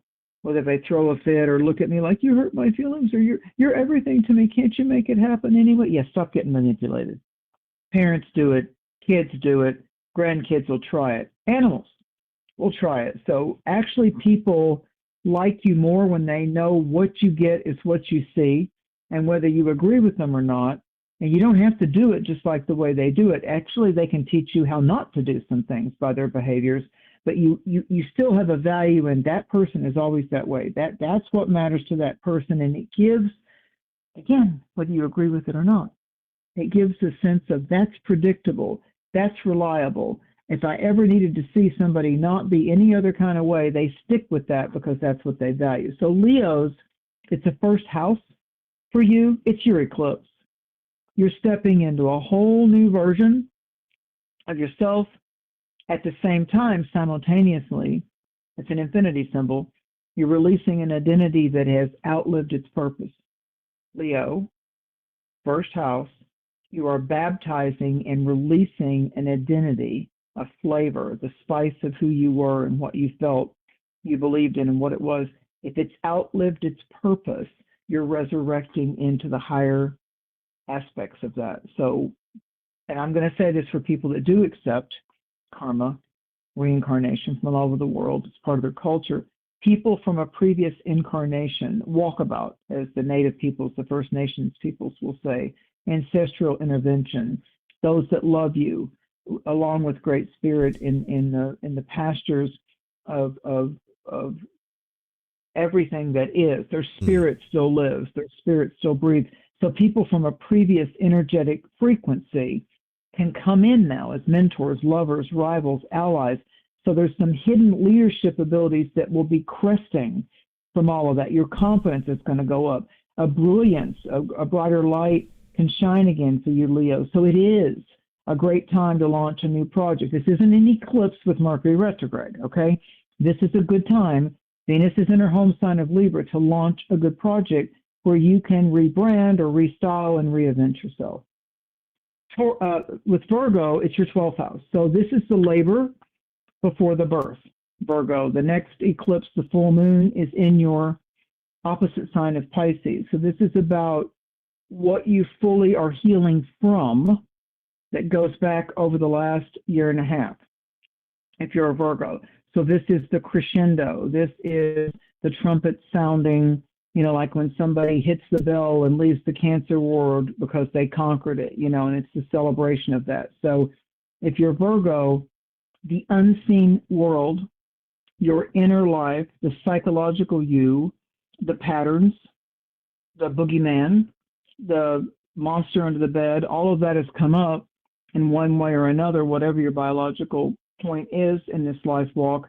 It's been unusually active, your inner world, the inner fears, the inner wants or desires, tough for what you had to let go of. Like I really used to love to do that in my teens all the way through my 30s, and my body just won't let me do the horseback riding anymore or the race cars anymore, or I had that injury and I can't skydive anymore. So it's about letting the chapter close, knowing that it isn't always just going to be a physical adrenaline rush, that maybe your spiritual and your mental and your wellness is wanting to say, and how much do you appreciate how you're shifting and changing? Can you trust it, or are you stuck and it's only got to be one way that you think life is fun? So if you're a Virgo, it's the 12th house. So you're about to go into your birthday cycle. You're about to go there by August the 22nd. So this is what you're letting go from the whole last year. Your new year isn't January 1st. Your new year happens in the third week of August, Virgo. So this is like the Hanukkah and Christmas before you start your new year in the third week of August. So solitude, Virgo, resting more, just chilling out, taking it easy, maybe not so much wanting to be around people or having demands of a multitasking schedule. Solitude is a doorway for Virgo, you to remember forgotten wisdoms or preparing for the next chapter of your life. It's kind of like when kids get ready to go back to school. There's like some rushing around and frustration with that and extra money and all that. So with Virgo right now, you're completing and you're getting ready to start like from high school to college, or from graduating from college into your professional crafts that you're going to do. So it's that kind of cycle of like, oh my God, I did 12 years of school. Oh my God, I did 4 years of college. Oh my God, I'm going to go for my PhD. When all that's done, and you've got all those little certificates on the wall, it's still, are you happy with the work you're doing now? Are you doing the work that you're doing? Can you be happy outside the box? Yeah. If you're Libra, this is friendly frolic. Even though you've got Saturn and you've got Neptune opposing you, this is your 11th house. So this is about the tribe you jive with. This is about your running buddies, who's got your six kind of a thing. It's a friends, the familiarity of friends. You've journeyed in many ways together before. There's that like unspoken closeness that you have. It's a great time to launch a desire, wishes, dream weaving, especially in your neighborhood with your community, with the friendships that you value the most, and how you're going to kind of do the tech of that, the technology of that, how you're going to engineer that and navigate that. So there could be, for a lot of you Libras, with this being the 11th house, what's a charitable or humanitarian mission that you feel like your fire needs to go there? Where are we putting the heart fire? People you meet now, Libra, could help you reconnect with talents that you already mastered that you thought had been put to bed. for quite a while or up on the shelf. So if you've got Libra strong in your chart, there's a new team besides the people that have always stood by your side. Even if you agreed to disagree, they still were honorable and had integrity in your life, even though if you didn't always get your way, they didn't always get their way. So, but this is about now there is also the manifestation with very favorable Uranus and Gemini, very favorable Pluto and Aquarius for you, Libra. Venus is in Libra. This is your month and a half to say, I'm on a stage even though I didn't walk up on it. So if you've got the Libra in your chart, there's a certain kind of glow that you have about you. Scorpio, it's the top of the cross. Remember I told you it's a circle and there's north, south, east, west. So for Scorpio, this is 10. This is where you resurrect. This is where you say, I bid you adieu. For me, it's a goodbye, like how the Shark Tank show does. And for that reason, it's a no from me. So it's where we have to say no. It's where we have to say no more in that kind of way. It's where Scorpios are going to be setting a lot of boundaries, most of them silent, most of them by taking an action. And because of that, the door that closes can be a new professional direction that begins. I absolutely see for Scorpios with this being the 10th house that the karmic recognition comes through abilities. You've already mastered your skills. You've already done the study. You've already been the teacher and the student simultaneously. But the 10th house is the skill sets and the blessings and the accomplishments from a former lifetime or incarnation, or like how spirit is walking alongside you saying, you are the mentor. You are the authority figure. This is a person that sees you professionally. This is the person that's a father figure from a past life, that's the CEO or the boss that says, damn, I'm glad we met. Man, I like the way you do your job. You cut to the chase for me, and I want to show you how I appreciate you. So for Scorpios, they're going to be shown by Mother Nature. They're going to be shown by money.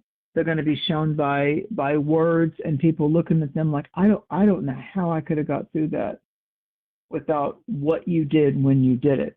So it is the time to take a leap of faith into your own endeavors. It's certainly a cycle of promotion and elevation.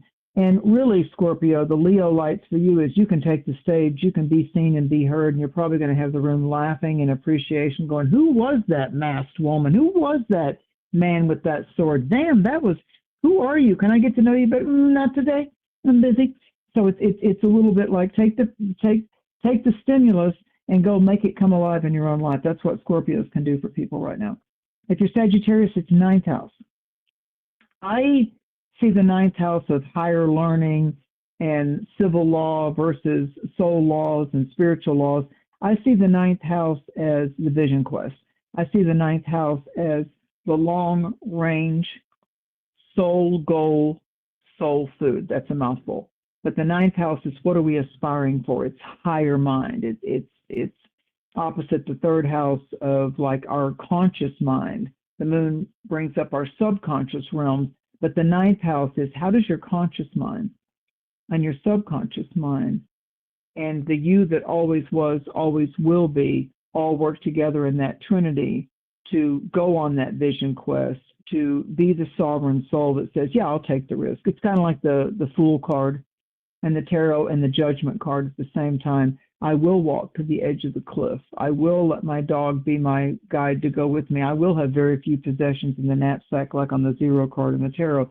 And then Judgment is Archangel Gabriel blasting the trumpet, and the people are literally rising up in the Rider-Waite deck out of coffins that are floating on the ocean, floating on the water. So they're rising up after being asleep in spirit, or in the South, they don't say they're dead, they'll say they're asleep in Jesus, or they're asleep in Christ, waiting for the resurrected return, the raising up. And Archangel Gabriel is blasting that golden trumpet with the sign of the Christian flag, the white flag with the red cross. So for Sagittarius right now, you guys, with this being a 9th house, you're really looking at the best of the best of your family beliefs, your cultural beliefs, the things, the words and the attitudes and the actions that have served you. And it's an adventure. And you're like the pirate. You're like the knight on Vision Quest. Adventure is calling you. So going to other cultural events, doing some traveling, Working with a spiritual study ceremony weekend is going to uplift and connect you into spaces and energetic dimensions, multi-level, to where your soul once lived or learned and had a way of basking in that light. And that might be a distant country. It might be a river cruise. It might be, going out in nature. It might be, I've always lived in the South, I'm going to go west, or being around someone from another culture in your own neighborhood saying, wow, I really got inspired by that Pakistani person or that Arabic person or that Hindu person. I really enjoyed hearing that lecture on Buddhism. So it can be a journey through a book or a movie or, someone that stimulates you in life. I mean, you can go on a journey visually with music, with dance, with art, with your own creativity, with out-of-body experiences, or how you shift immediately when you see that unknown flying object, that UAP, that UFO, and go, I don't know what that was, but I saw it. So the fact that you saw it, and you saw it, and you weren't stoned, and you saw it, and it had a telepathic connection with you, and it moved you in a different kind of way, Sagittarius, that's the stuff that starts the vision quest for you Sagittarians. So I certainly could say to Sagittarius, that which gives you spiritual strength could be speaking to you over the next 2 weeks. The Christ message, the Great Spirit, the animal totem, the prayer that works, the prayer of Jabez, or this or that, or the scripture that motivates you, the meditation, the vow of silence that you do. There's some kind of spiritual recipe and dynamic to this that just makes the perfect feast. If you're Capricorn, it's 8th house. What or who do you cherish? The 8th house reminds us that life is temporary. It reminds us of what we feel and what we miss when someone or something dies, from this experience of where we're currently breathing and eating and sleeping and living and feeling pain and feeling love and feeling lust and feeling wonder. So the 8th house has a lot to do with, wow, that got taken away, that left me, that what void did that leave and what can I learn from it? The 8th house is mystical. It has to do with our guides, our angelic messengers, why do you feel so strong to that color of that crystal or that gemstone? Or is it mountains? Is it the beach? Is it the full moon? Is it the redwood forest? Is it the red rocks of Utah and Garden of the Gods out in Colorado in the Four Corners? What is something that visually, when you see it, you just go, whoa, oh man, I love that. Or a little canoe going down the river. So that's kind of Capricorn. What's my foundational base of inspiration? Because I feel like you Capricorns are going through the death resurrection thing more than any of the other signs. Leo's getting the baptism more than any of the signs, and Capricorn and Aquarius are kind of going through the death. Capricorn's going through the releasing, the letting go, and then the bounce back from that. How can I be the strength in the room if that person had to die? How can I be with that person in their final hours or their final days? Any fancy word for that is being a death doula. What we used to call it the people of hospice. So there's something about how you are moved in a stronger, better way because of something that just, its time had come. It left it could be a divorce. It's a death of something. It's a transitional phase that you're going through, Capricorn. Like you may be very active with young life and children and seeing a very effervescent grandparent or uncle, but you're well aware that maybe the death of your childhood is happening because you have a baby suckling on you, or you have a teenager getting ready to go through the frustrations of what they like and why they don't fit in. And so, the Capricorn right now is going in that circus of consciousness of like, wow, I'm looking at my different children and my different relatives and all the things that are bouncing around with them and how we're all affected by that. That's the mosaic. That's the artwork in the puzzle. If you're Aquarius, it is the west on the Great Cross. Aquarius, you are the west. Leo is the east. So we have a sunrise in the east, we have a sunset in the west. So for a lot of Aquarians, they're looking at the sunsets of significant others and partners. What do I want to team up with? What do I want to be in partnership with? And what has served its time in my life for that? If you're a step parent, you have a partnership with the children that come with the deal of you marrying or living with that person. So there's a new partnership that forms, and with stepkids, there can be fear and resentment at the same time. You can't replace my mommy. You can't replace my daddy. I'm still pissed they broke up. I'm still pissed they died. So for Aquarians right now, the spiritual responsibility is, if you're going to take that on, do a good job, damn it. Do a good job, set a good example, because Leos and Aquarians right now are going through the most powerful phase of this. Leo, it's the first house. Aquarius, it's the seventh house. So be the we. The seventh house is the we. We can be a team. We can help each other. We can resolve this with each other, leaning on each other. I got your back. We got this. We can do it. So in a way, it's the coach that encourages, but you're also still a part of the team. And if there's opposition, if there's things that are trying to test your patience, or be a player or a manipulator in your life and have sociopathic, irresponsible type of things, then Aquarius is absolutely the sign that says, watch this. See that light switch over there? It's on, it's off. I'm out, it's off, bye-bye. If you're Pisces, this is the sixth house. This eclipse is hitting your sixth house. The next full moon, lunar eclipse, is going to be right on you, Pisces. It's going to pull up all those emotions and all that romance and all those things that want to have a voice and be released. So yeah, music and dance and massages and pedicures and saunas and baths and everything that can be some type of water element type of, the shower, the bath, the spa, whatever it is that you can do with water as a healing tool, I'd work with that. And so the sixth house has to do with, am I feeling like I'm being a valuable service to other people in my daily life? Am I happy with my work? Yeah, the next full moon's going to show you that. Am I okay with my dietary choices? Is what I do and how I give of myself in service, does that still feel vibrant, magical to me and other people, or do I feel like I'm just playing a role? So for you, Pisces, with it being the sixth house, this is a time to really consider starting a new type of work, a new job. Talk about self-worth and Leo, ask for a raise or a promotion. Ask what might be in the way of that, but that you feel like you deserve it. But could we start a discussion? And then you can ascertain if it's fair or not. And it's one-sided. Say, what do I need to do? Give me my top 2 things I need to do to be able to, in your eyes, to give me that raise or give me that promotion. So Pisces needs to speak up about that. Health routines, daily routines, healing methods of all kind that can help improve you, spirit into mind into body. Everything to do with your chosen pets, cats and dogs and birds and whatever it is you've got in the terrarium, the fish tank, or that you're feeding and walking. It has a lot to do with the actual animal companions that you have around you, and just the natural skills that you have, your practical skills that you've mastered from previous lives into now. You might bake the best pie that anybody's ever tasted. That has value. That's going to thrill a lot of people. It's a very active barter.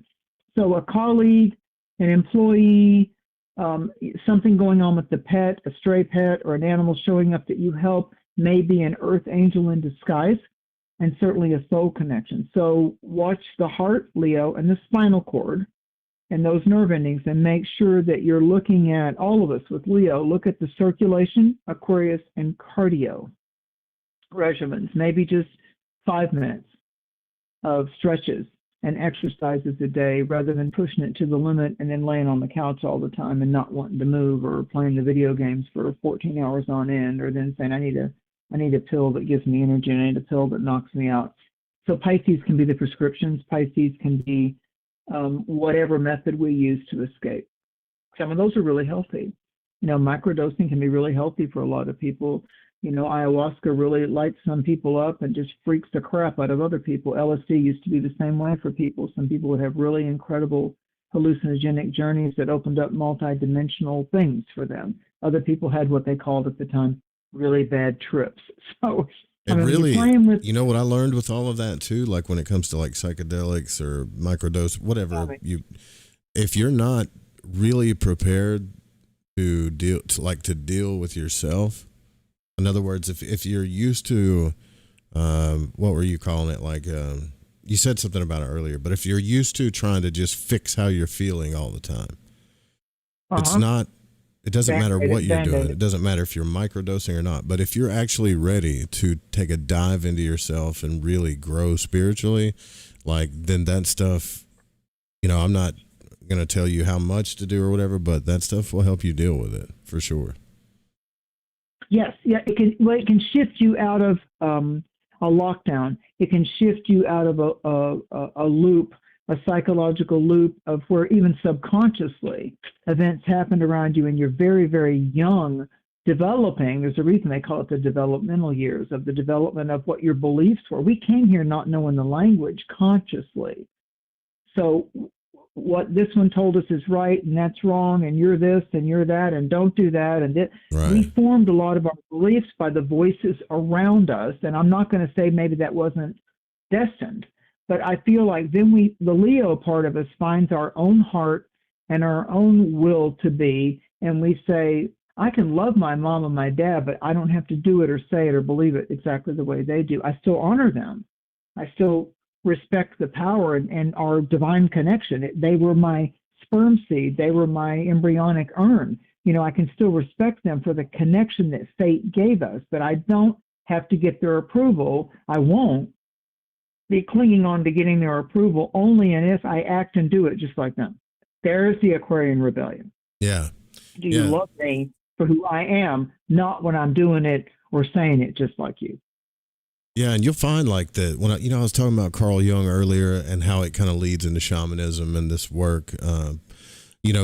Whether you realize it or not, like the unconscious, we don't know much about the spiritual realm. We know as much as we can know while we're alive, right? And we can find out little clues and stuff. We start learning how to listen to it. But you start realizing, I've got to deal with this parental thing. That's the big one. And then I also have to deal with the projections of the masculine and feminine, like the anima and the anima. Like I have to deal with these big three things. And because this is causing all of your suffering, most of it, Yep. When you start to look at psychological archetypes and astrology, and one of the authors besides Jung, that I appreciate is Carolyn Myss, Myss. She did a book where because she likes astrology, and she's a Capricorn, and she did a book to where she did the 12 archetypes and tied it to the 12 astrological signs, and it gives you an overarching way to dance with astro psychology. So to me, psychology and astrology are incredibly valuable because they're soft arts.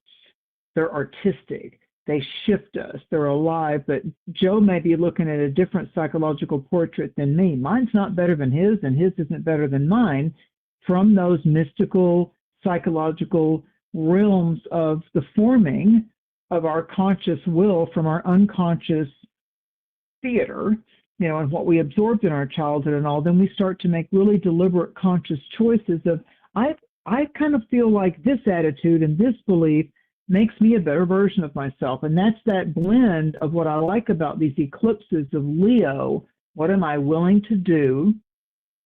Can I trust myself? Will I honor myself? And will I look at how this is a win-win for everybody? And then this next lunar eclipse 2 weeks from now of Pisces, it says, we all can win. We are all valuable. We are all children of the Most High. That congruency. Yeah, it's not it's not a real place to come from. Like if you come from a place of, well, I have to do this. This person's going to lose, but at least I got to weigh out the evils, right? Like you're not thinking clearly, because you don't have to do that. Everybody can win in just about every situation. You don't have to hurt people. Well, I'll make these people happy, but I'm really going to hurt this person. You don't have to do that. You don't have to do that. You're still thinking from a place of lack. You've been taught that that's what you have to do. You don't have to do that. Like it's really easy. The golden rule works all the way around, and it's really, really easy. It's actually natural, but we've been conditioned to do unnatural things for a long, long time. And it's not our fault, so to say, but it is our responsibility to work on it and to fix it and to evolve, And that's where I feel no matter what spiritual place you come from, the skill we talk about how valuable our intuition is, our inner school intuition, the inner value of learning and being the teacher and the student in all ways, always. But the skill of being able to test and discern the spirit, the energy, the essence of something, to be able to say, how does that feel? Even though it looks glamorous and lovely and 50 people are over there going, oh, I buy that book and I just love that person. I'm putting them on a pedestal already. And the other person's loving the followers. What do I discern that, like, I feel good with that food or that I feel good being this way. I feel good that even though they may be wonderful or crappy, I feel good that I'm being me. And if I'm ever really going to be able to be loving to them, I have to love them as me. I have to be that friend to them. I have to be, you may not like that I disagree with you, but I'm going to be who I need to be, because it ultimately, that's how you're going to feel secure with me, because what you see is what you get. I won't put up with games, but here's the caveat. I'm not going to play them either. I'm not in it to manipulate anyone or anything just so I can go, nah. I beat it. You know, competition in a healthy way is one thing. Just to see if you can win, whether you like the prize or not, just for the sake of winning, is its own kind of psychological trap. And it becomes very addictive very quickly by hook, crook, or whatever means that someone might do that, using the word of God, talking about a zodiac sign, you know, lying, claiming they did this or that, and they're actually stealing someone else's thunder, or, you know, praying. There's a lot of that going around. There is. Yeah, there is. So, like Joe was saying, you know, we can come from a place of, we can learn about, you know, our medicine totems and our archetypes, and you know, look at the yin and the yang, and that's all really, really helpful stuff. It's mechanical. It gives us new tools in our becoming and our accepting of ourselves. But the ultimate thing is for you to realize the fact that you're here, no matter how tough life can get. It's a movie, and the divine breathes life into you, and you are fortunate. It's time we wake up to that. I am the fortunate one. It's one of my Leo affirmations I use. I am the fortunate one, cherished in the heart of the great beloved. Leo, the heart. Leo, the heart, the trusting the heart's pathway, the heart's medicine, the ability to go, yeah, my heart might break, I might get a fault line or a fracture, but I'll baptize it and I'll resurrect it and I'll go ahead. The divine will always baptize it. We'll get up off our knees and say, I trust the light, I pledge allegiance to the light, and the darkness will be rebuked, but it will test you. It will attempt to test your will, because that's what spiritual warfare is all about. And I have to tell you, Joe, one of the things that I was taught in my youth is a lot of people, when they go through a baptism, kind of like when people are getting off of an addiction, when they actually go and get baptized in whatever, in the river, in the whatever, when they go through the baptism thing, they feel the real shift in their values and all of this, but they will often report in that next year or two that they got tempted and taunted and challenged like they hadn't known before, because it was like, oh no, they made a commitment. Because the Spirit's asking you to come into your authenticity, regardless of who likes it, whether that's your family, your lover, your friends, the world, your audience, whatever the hell that may be.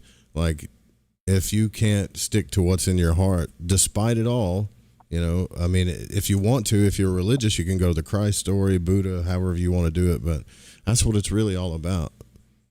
Mm-hmm.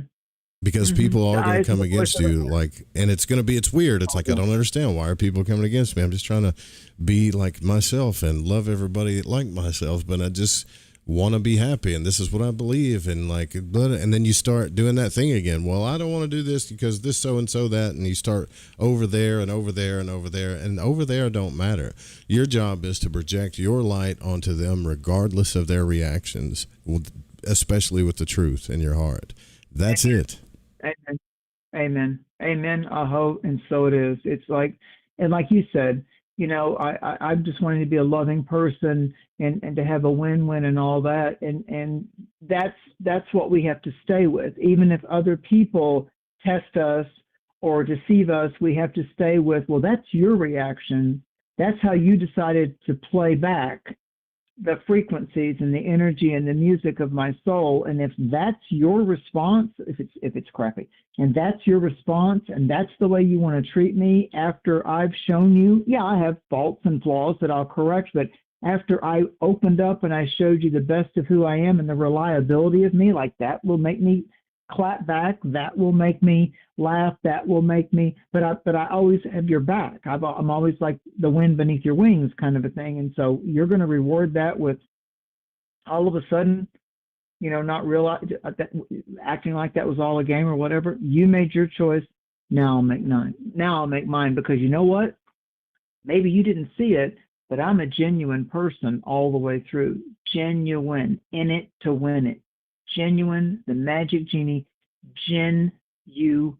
I am in it genuinely. I am in it because if I treat you like crap, if I deceive you, if I do this or that, how am I ever going to believe in my own self-worth? All I did was just grab a thrill for the moment. But if other people, you got to stop. Leo also teaches us not to take everything so personal. Maybe the chapter just needs to close. After every great performance, the curtain comes down.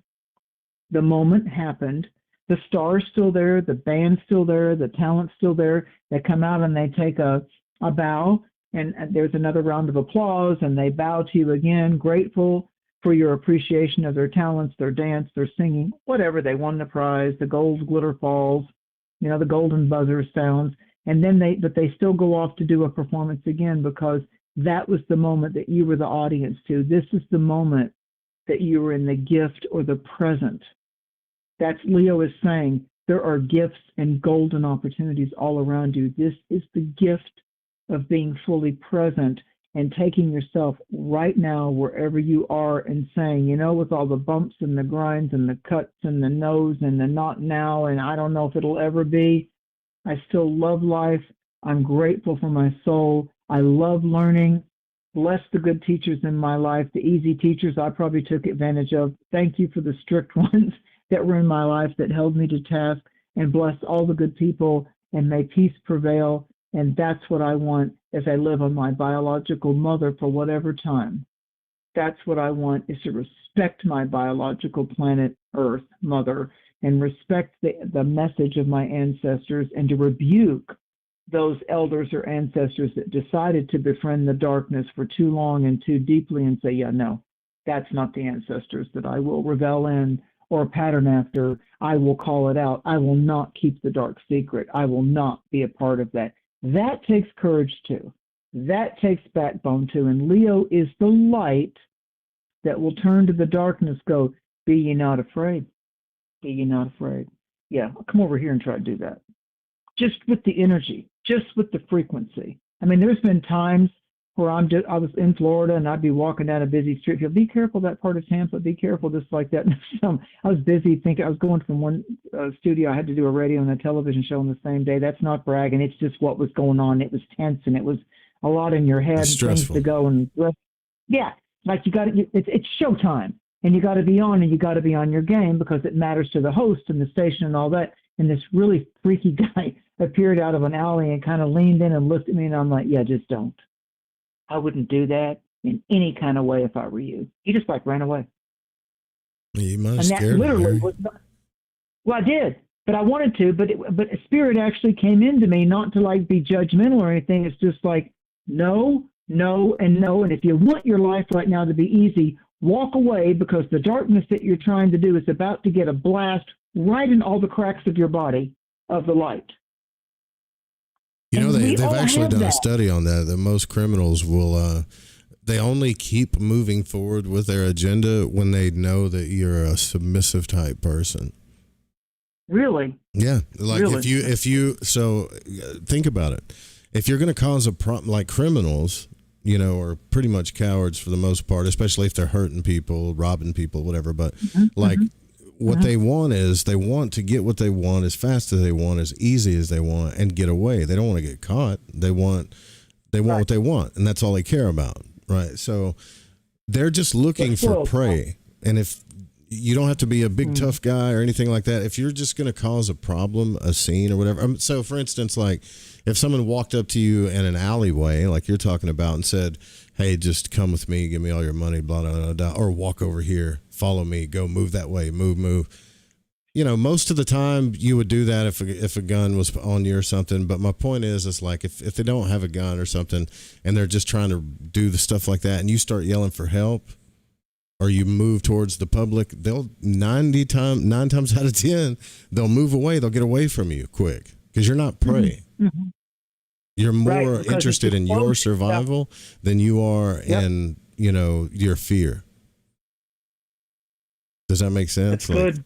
That's Absolutely it does. Somebody's trying to throw a lasso around you and they're trying to kidnap you, even if they have a gun. I mean, the way I look at that, first, you know, go right straight to the holy forces. But at that point, it's like, I'm not getting in the car with them. They got a gun. They're going to take me out of the, like you're saying, public exposure. Now, I did learn in the realm of law and police and women, you know, when I would go to these lectures and stuff about survival women and stuff like that in those kind of crisis situations, or children, you don't yell rape, you yell fire. Yeah, right. You do the smart thing, right? You yell fire. And if you live in a neighborhood and you, like, say you got robbers, it's the same thing. They're looking for the house that has no lighting on the outside. There's no dogs. Mm-hmm. It's easy to get in, easy to get out. You're so vulnerable that you have no wherewithal to love yourself, right?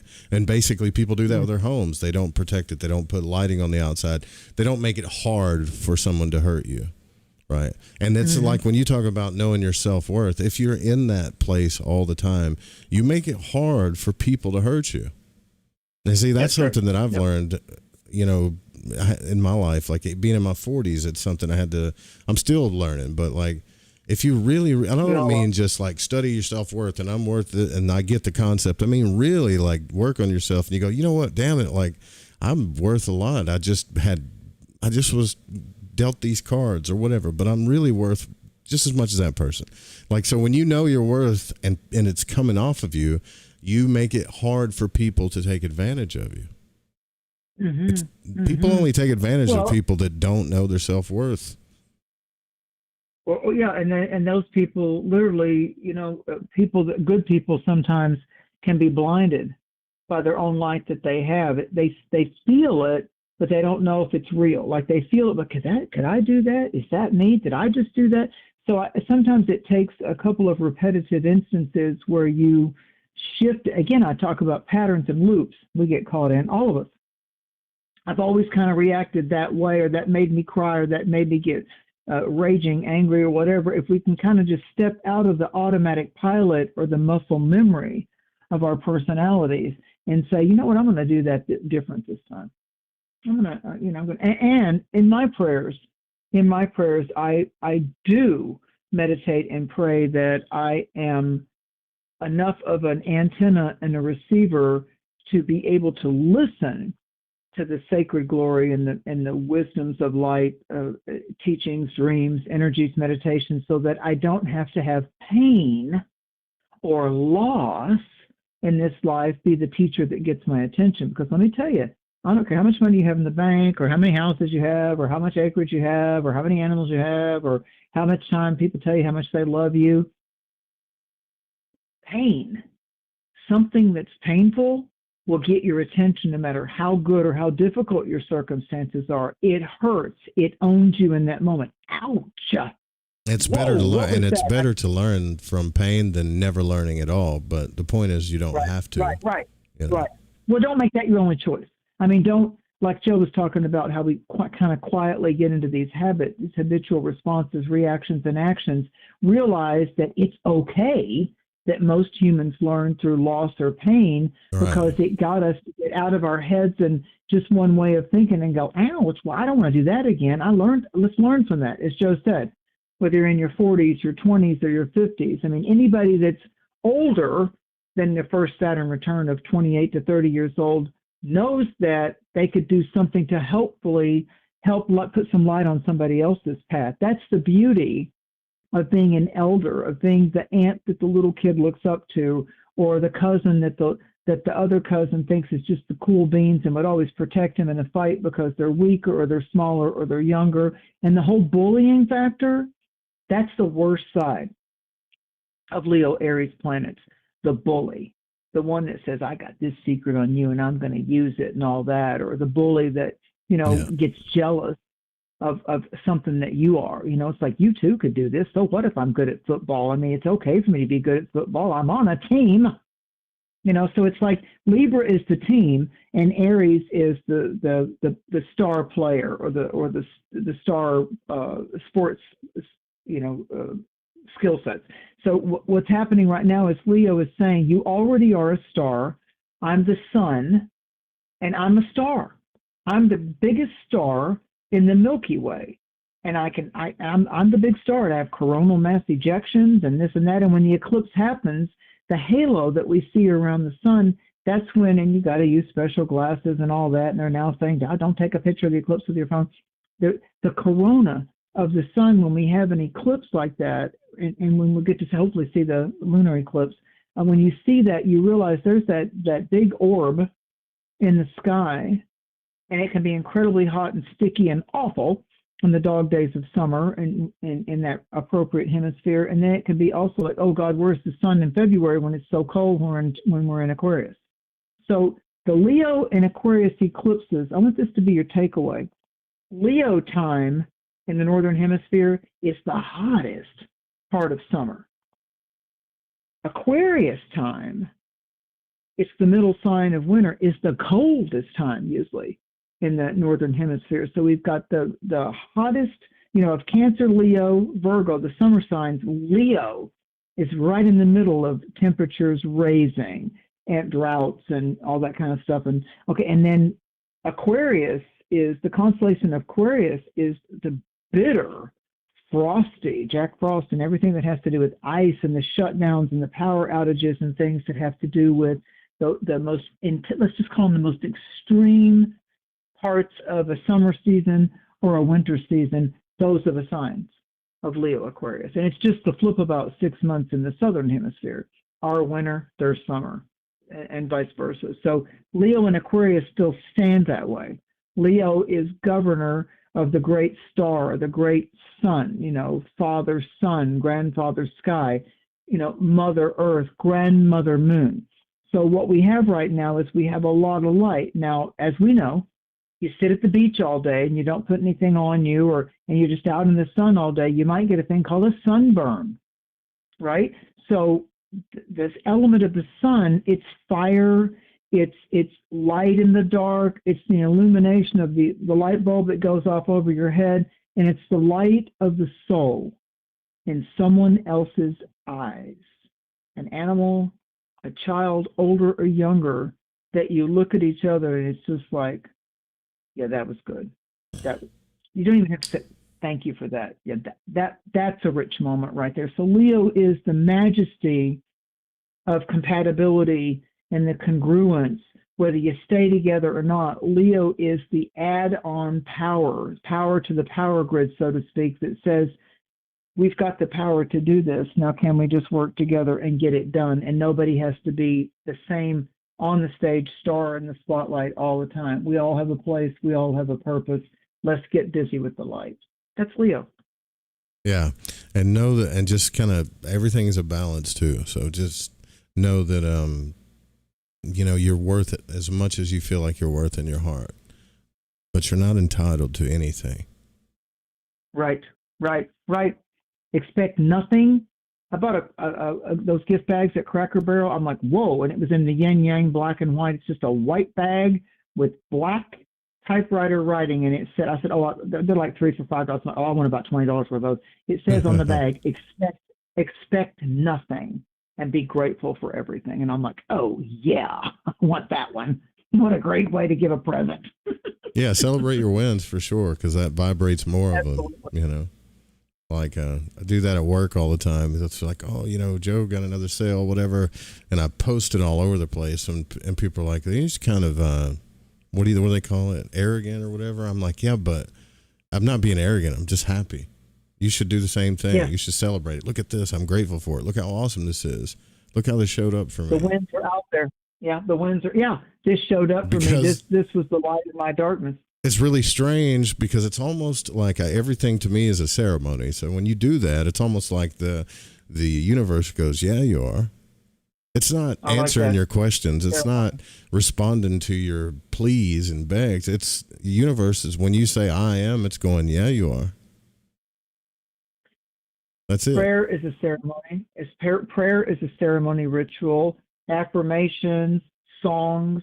Whether you're singing in a church or you're doing your cultural hymns or you're speaking in your language, and so it has to do with the breath, the sound, and the timbre and the notes of your voice. So you're pledging allegiance. You're casting affirmation. You're like, I am that I am. Thank you, God. Thank you, Mother Earth, for how you feed and sustain us and shelter us. And yes, there will be storms.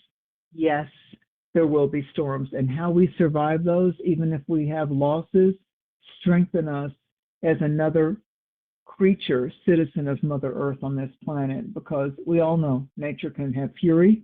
Nature can be intense. She can burn you. She can drown you. She can suffocate you, and she can trap you in her otherworld caves. So the elementals have pluses and minuses to them as well. Don't worship the spirit. Don't worship just this or that, or no. I don't Don't think you just should worship worship anything. a certain party. No, right. Know that you are one with, and you have one choice to make. Will you go with the light, or will you be sucked down by the darkness? So there's the worst side of me, there's the worst side of you, and there's the best side of us. So as long as we're progressing, whatever job we're doing or people we're kissing or saying goodbye to, do it to the best of the integrity and the authenticity of your abilities. And it's okay to say, that hurt me, that wasn't fair, gotta go. This no longer works for me. It doesn't mean you're saying you're an asshole. It just means this no longer works for me in this kind of way. So you get to have it your way. It's a win-win. I'm going, you're staying. Thanks for the teaching. Thanks for the experience. I don't need to be a student anymore. I need to go and act on what I learned, what I was taught. Some of those teachings are going to be kick butt. They're going to be, ow, that hurt. No, I didn't want to go to the hospital. Who knew that? Yeah, there's going to be those ones that can take your breath away by just, how can you justify that? How can you be so mean to the other person? How does that not bother you? That's out there. That's out there. Those people, those attitudes are infections of darkness. They are infections of darkness. There is an element of deception and luring you, and like, you need to do this and you need to do that ritual only, and you need to believe that only, because then I can come to you, and no matter who betrays you, I'm right here for you. Now there's just this little thing I want you to do. It's like the way the mafia does the deals, or gangs. It's like, yeah, you do this and you'll get some money, but if I call on you, you better do whatever I tell you to do, or I'll kill you, whoever you love. That's out there. That's just out there. I'm not saying it's right or wrong. Sounds like the insurance companies, actually.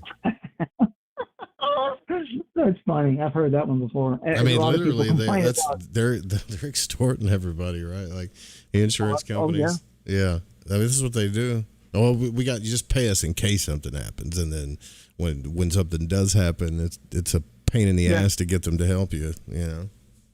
Truly, a lot of those pyramid schemes, as they used to call them, truly, oh, listen, come in at the bottom, I'll be, and go to the top and all that, and it's just all of us. It's like, I'll give you a current example, like all the people on YouTube, like 5 years ago, they did the rules, they built up a big audience, and all of a sudden they just take your YouTube people. Like I've heard so many people say, man, I got up to 100,000 people, I got up to 50,000 people, and all of a sudden, and it was monetized, and all of a sudden YouTube just took it away.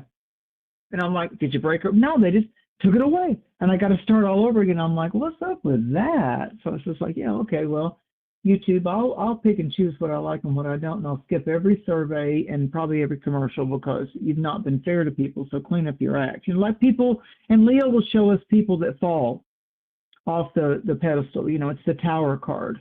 Eclipses are the tower cards. Everybody falls. It's like, yeah, and everybody has to either rise up or stay in the moat, and avoid the alligators down there at the castle. So it's, I got a theory. Oh yeah, everybody falls.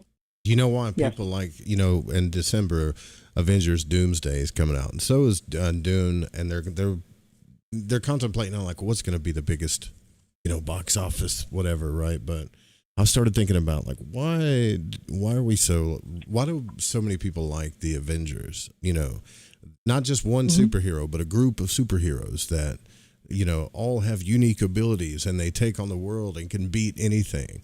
And if you think about it, those entertainment artsy things that we're all really attracted to, there's some archetypes in there, not just the archetypes, but the conglomeration of everything that really speaks to us, and that's why we go watch it.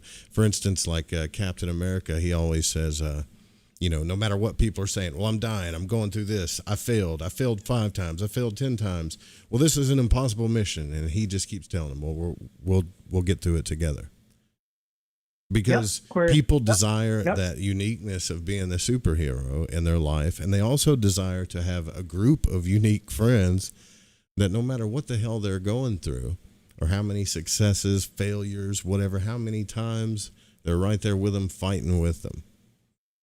And that's really all you have to be, is that person for everybody in your life, regardless if they're, going to be an Avenger with you or not, I've met so many superheroes that literally showed up at the right place, right time, said the right words, never saw them again. I mean, I really cherish those kind of experiences that happen in your life. The person said, "Hey, Mister, watch out! That car's, whatever, that, or watch out! Don't hit the dog." I mean, or the person that just all of a sudden shows up and is there for you. Yeah, but we love moment, villains too.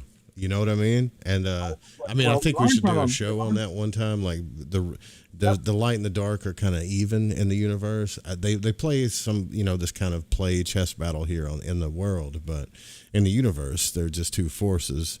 So you got there's something about watching these villains where we like to watch these people kind of scheme and manipulate their way to. We fall in love with villains. We fall in love with people's dark side, and I think that's like what Jung talks about, how it helps us feel more human because we're not perfect either. When I watch these ID crime stories and stuff like that, I always play in my head when I'm looking at the archetypes. I'm like, oh, I can learn from the victim in this. I can learn from the villain in this, and I can see where there was vengeance. And I can see where there's victory, and so valor and victory, and I learn from all of it. I really pay attention to how did the person get victimized? What were the strategies that the bad guy, the villain that wanted to kidnap or rape or abduct or whatever it is, or murder? It's like you can really learn, as Joe was saying, whether it doesn't have to just be an oracle deck. You can literally watch. There's a new show, I forget what, I think it's on the ID channel. It's like Signs of the Psychopath. People talk about astrological signs and wonders, and now there's a new show called Signs of the Psychopath, and I'm like, that's going to be interesting. It's all ages, teenagers, children, older people, like what drove them into psychopathy. So again, like astrology, it's an art of understanding the dynamics of character and behavioral choices. I thought Scorpios, aren't you into that stuff? I thought Scorpios were really into that. Oh yeah. Scorpios love the murder mystery. Now, like you said, some of them identify with, I'd be a smarter bad guy than that. I'd be a better villain. Yeah, right. Yeah. I'd have more passion. I mean, their adrenaline rush would be to do the crime and get away with it, regardless of what the crime was, bubblegum or abducting someone and, going in a tunnel.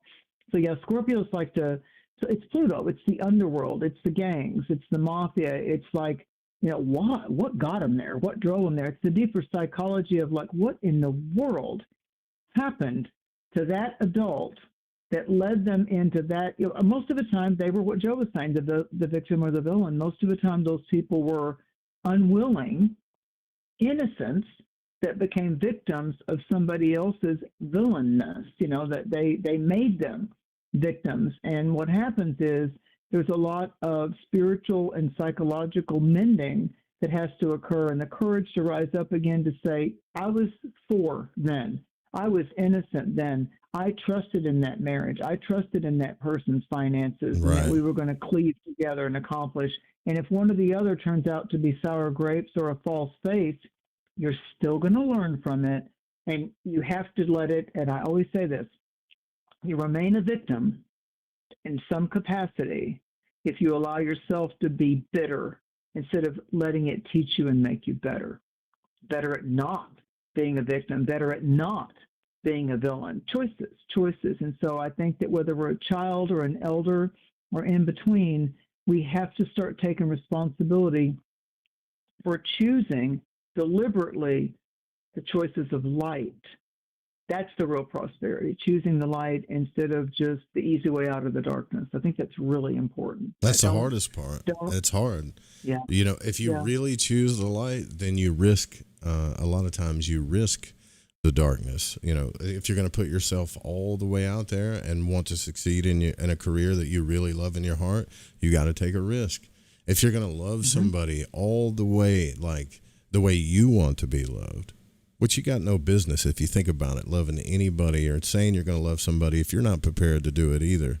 But you take a big risk of pain every single time. So pain is inevitable, but you're right. I think it's like when you decide you feel the pain and then you don't get back up and do it again or try again or learn from it. You're like, well, I'm just going to cower down, shrink down, do whatever I got to do to protect myself. And then you start shrinking yourself because you let the pain win.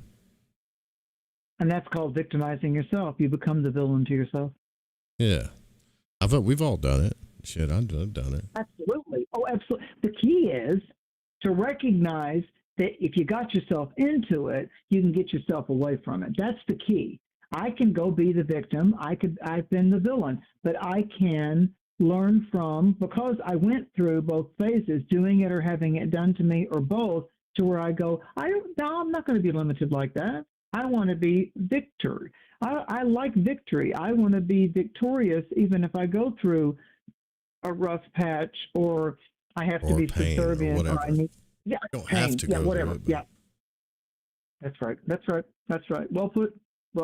We have choices, and Leo is saying, take your courage, believe in yourself, know your worth, strike a pose. Go be you. Well, Madonna's a Leo. I think about Leo people when I do these shows. You know, who's a Leo? You know, who's out there that's being a Leo? And I remember when she first got started, one of her songs was "Strike a Pose." Isn't it funny? Hey, you ever notice too? Like, I'm sorry I keep harping on this stuff, but you ever notice too? Like, when someone's really being themselves artistically on stage, whatever, however it may be, and they're really, like, you can tell, man, they're really into their performance and they're loving what they're doing, whatever it is. There's a wave, like this whole light and dark battle that's happening. There's a whole side of people that are inspired and they're like, glory, you know, that's what glory is, to celebrate this I amness of this person, you know, or this expression.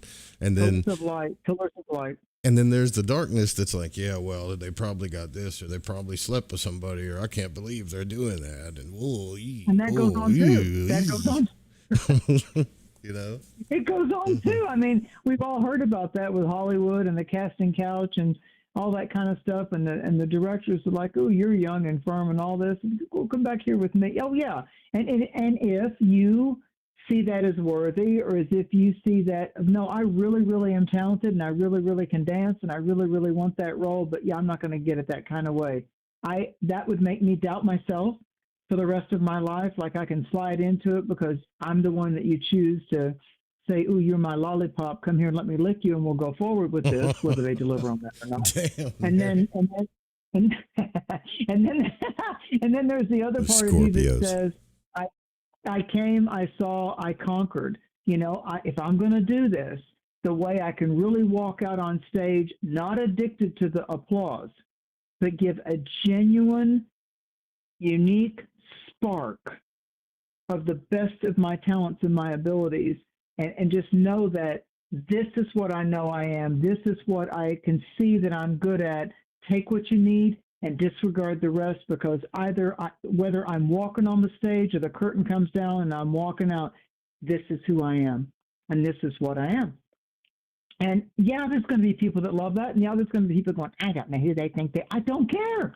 I don't care, because my worthiness is not based on someone else's yay or nay. You can't be all into the yays either. You know, you can't just let the people that are the yes people, as they say, you know, the people. And I remember there was some famous model, I forget who it was, but her manager, her professional manager, told her, You're the hot ticket right now. You're on your way up. Everybody will love you. Everybody will be supportive of you. And then when you get there and you make it, watch how quickly people start to want to tear you down.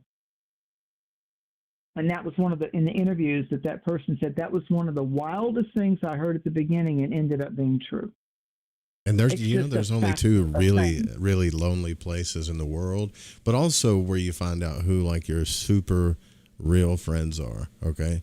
And that's at the very bottom. And no one's saying you need to get down there so you can find them, even though I've done that, but the very bottom and at the very, very top. Interesting. Yeah, that's right. And everywhere else in between, it's a mix of vampires and guessing and people's agendas and shit. And it's scary in between, but you got to take the ride. Yeah, committed to the ride. Committed to the ride. Absolutely committed to the ride, because I've heard several of these mystical shamans and psychological experts and PhD this and sheepskin this say, and people that have died and come back and you almost think they're joking. But they come back and they say, well, what was your out-of-body experience? What was your death experience? Did you see heaven? Did you see God and all that? And they said, here's the thing. In paradise, in heaven, you can kind of get a little bored because you don't have to eat and the temperature's perfect and there's no real challenges. There's no challenges, people are like, why would you keep reincarnating on Earth, for example? And it said, because all the emotions are already at pleasure in the above world. And so you come to Earth and you feel compassion and you feel loss and you feel tears and you do this, and it's very rich, and it's what cracks the shell open of the soul intelligence and lets the soul sojourn and elevate and keep flying, because here it's all good. Did you hear me? It's all good. It all works. And there's no, it's bliss. It's just bliss all the time. So there is no challenge because, everything's good. Oh, yes, I can read your thoughts. And, oh, yes, it's all as well. And, yeah, I'm totally satisfied. And humans, we take it to the edge all the time. It's like the Eagles song, take it to the limit one more time. Yeah, we do. And that's when we learn stuff it's almost like it's human nature. I don't want to say that. Like, I hope we're evolving past that, but it's almost like it's human nature to push stuff to its collapse and then go, oh, damn. And then if we happen to survive the collapse, then we change. Maybe, It's like, well, you didn't even have to do that, really. I think this Leo eclipse is like we talked about the Fool card. Of course, Leo is always the Strength card. But then you get this there's an energy here of the Magician and the Fool card going to the edge of the cliff. Like, why not? Because I know what I did do isn't enough anymore, so why not? And is my vision quest of value to both my own soul and what I can do for others and what others can do for me? So the Fool is at that point of, I am going to take the pause. I am going to do a reset. I am going to invoke that which is of the light and holy, and then I have to boldly step where no man has ever gone before, kind of Star Trek stuff. So we've got to be able to be inspired by the light, Leo. We've got to be inspired by the vision, Aquarius, and then we also have to be willing to know that it will alter us forever. And for the last 18 to 19 months, that's where the eclipses have been. Virgo, Pisces. What is draining you? What is fortifying you?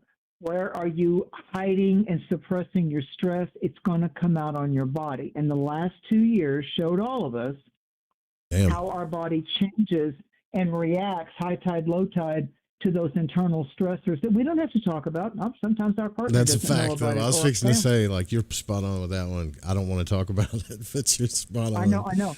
Same here. Yeah. Same here. And you know what, Joe? With a whole bunch of clients that I've been working with for the last 19 months, and they see it. It's not like some mystic or astrologer has to tell them that and where they're just like, yeah. And the last time, oh, God, that sent me to the hospital. And, oh, Lord, I didn't think that could happen to my body. So, yeah, because it was Virgo Pisces. So this coming full moon is going to show us the perks and the benefits of the fact that maybe it took that to send us to the ER or the urgent care or the whatever, get all these tests and everything, or the toothache or tooth removal, whatever. with a bank account went all the way to zero, minus, whatever it was that stressed us out like that. This Pisces full moon that's coming up is saying to us, look at how your faith blessed you. Here's the blessing way. I really feel this last Pisces eclipse in the nodal axis of that 18.5 to 19 years. I really feel this final north node in Pisces lunar eclipse that won't happen again for 19 years. If you just look back 18.5 to 19 years, that allows that 6-month window there. If you just do the subtraction of 2026 and do the 19 and go back 6 months, then you'll realize that was that 19 years ago, rounded off, is what we were wanting to perfect and to accomplish and to achieve and to overcome at that time. That was our last baptism, resurrection cycle, and here it is again. And here it is again. And wherever we got baptized before and saluted and bowed to that which is good, that which is holy, that which is sacred, and no matter how it plays out on earth, I still vow to breathe and honor and let the director of my life be the Almighty M Light. I'm good with that. That's rock solid. And yeah, there'll be ups and downs. I'm intelligent. I can see that. Yeah, there's going to be pain. There's going to be this. But my allegiance and what I allow to direct and control all outcomes is the holiest of holies in the light. So my mind can't get in the way, and my ego and my things that I'm working out in this incarnation cannot override the Almighty I Am. If anything, it will say to me, sit your ass down, because this is what's going to happen. I said, change this, move there, do this, let it go. It's done. It's just a chapter closed. It wasn't a success and it wasn't a failure. You came, you participated, you learned, you taught, move forward. It's simply time to go with your feet through the other door. Pisces rules the feet. When we come to that next eclipse, it's lunar eclipse in Pisces saying, it's not a bad thing, and it can be a good thing, but there's going to be challenges, but you can't keep your foot in the door of the past and your other foot in the door of the future. At some point, you've got to let the feet walk forward into the door of the future and the evolving, resplendent graduations of your soul. That's what we're in line for in February of 2027. That's graduation. And right now, it's simply, if you'll take all emotion out of it, these are your new courses. These are your new curriculum. These are you're a student, you have teachers, and you will be as one with the teachers, but there's an energy dance back and forth, teacher to student, student to teacher. The teachers will always say that their students woke them up to a lot of things. They learned a lot of things with interactions with students. So it's an infinity symbol. And so right now, all of us, especially Leos and Aquarius, are receiving their new curriculum. The new school year is here, and it's Star School, and the sun is the great star in the Milky Way on Mother Earth. And so we graduate from this particular curriculum course, vision quest and course corrections along the way when we come to the end of February of 2027. I just find that so exciting. I like knowing that whatever's going on now evolves and progresses by then if I keep my vision and I keep my focus to everybody's a win-win, expect nothing, and be grateful for everything. I just love that mantra. I just love that for this eclipse. And it stopped me of all those bags and gifts in a Cracker Barrel gift store. It just stopped me when I said, and they even picked the perfect colors. It's just black and white. It's not the dog and the horses and the Santa and the Halloween. It's just a white bag with black straps and black writing. Expect nothing and be grateful for everything. And I'll say, that pretty well cuts it to the chase there. I'll take it. I like it. I'd like $20 worth of that. I want to remind myself of that as I give a gift and as I put my dirty laundry or carry things to the car or whatever. I like that mantra because it resets me to be reminded to be grateful. Because when you have gratitude and your attitude is gratitude, you will be great, you will be filled, and there will be light. And, in the beginning, God said, let there be the word, and God said, let there be light. That's this kind of eclipse. I can't, it's not the sign Leo necessarily. It's all the stuff going on in the fire signs. It's all the stuff going on with Jupiter and Leo and the sun, moon, and Jupiter. And then this only gets stronger by the 15th of August to show us this is the new path. And then right around the 18th and the 21st, it's going to say, gotta take your foot out of the door and walk on through here, because you know what? You've earned this. You're worth this. And it's time to explore and expand and accept that you're worth it. It's for you. It's for you. Here you go. There's a lot of why the hell do you coming. think you came here? Right. There you go. There you go. Yeah. There's giving cycles and there's receiving cycles. And for the people that think that there's not good karma, they're about to find out, because eclipses expose things and they expose agendas, and they bless people that really were the same on the outside as they were on the inside, pretty much. That it wasn't just empty words. Their actions took action and spoke volumes. That's Leo. That's Leo. With all these, the stellium and Leo, and and Pluto, opposing it. Pluto being the ruler of Scorpio is saying what's underneath it all is now also being transformed. The Aquarian thing of like, I'm taking these earthly experiences and take them up to give you heavenly equations that help you to interpret and delineate the best of the best. And what do you want to, again, abide with? Do you want to, can you trust? And will you enjoy the journey to the better, best versions of you? Because they're there and we're calling on them right now.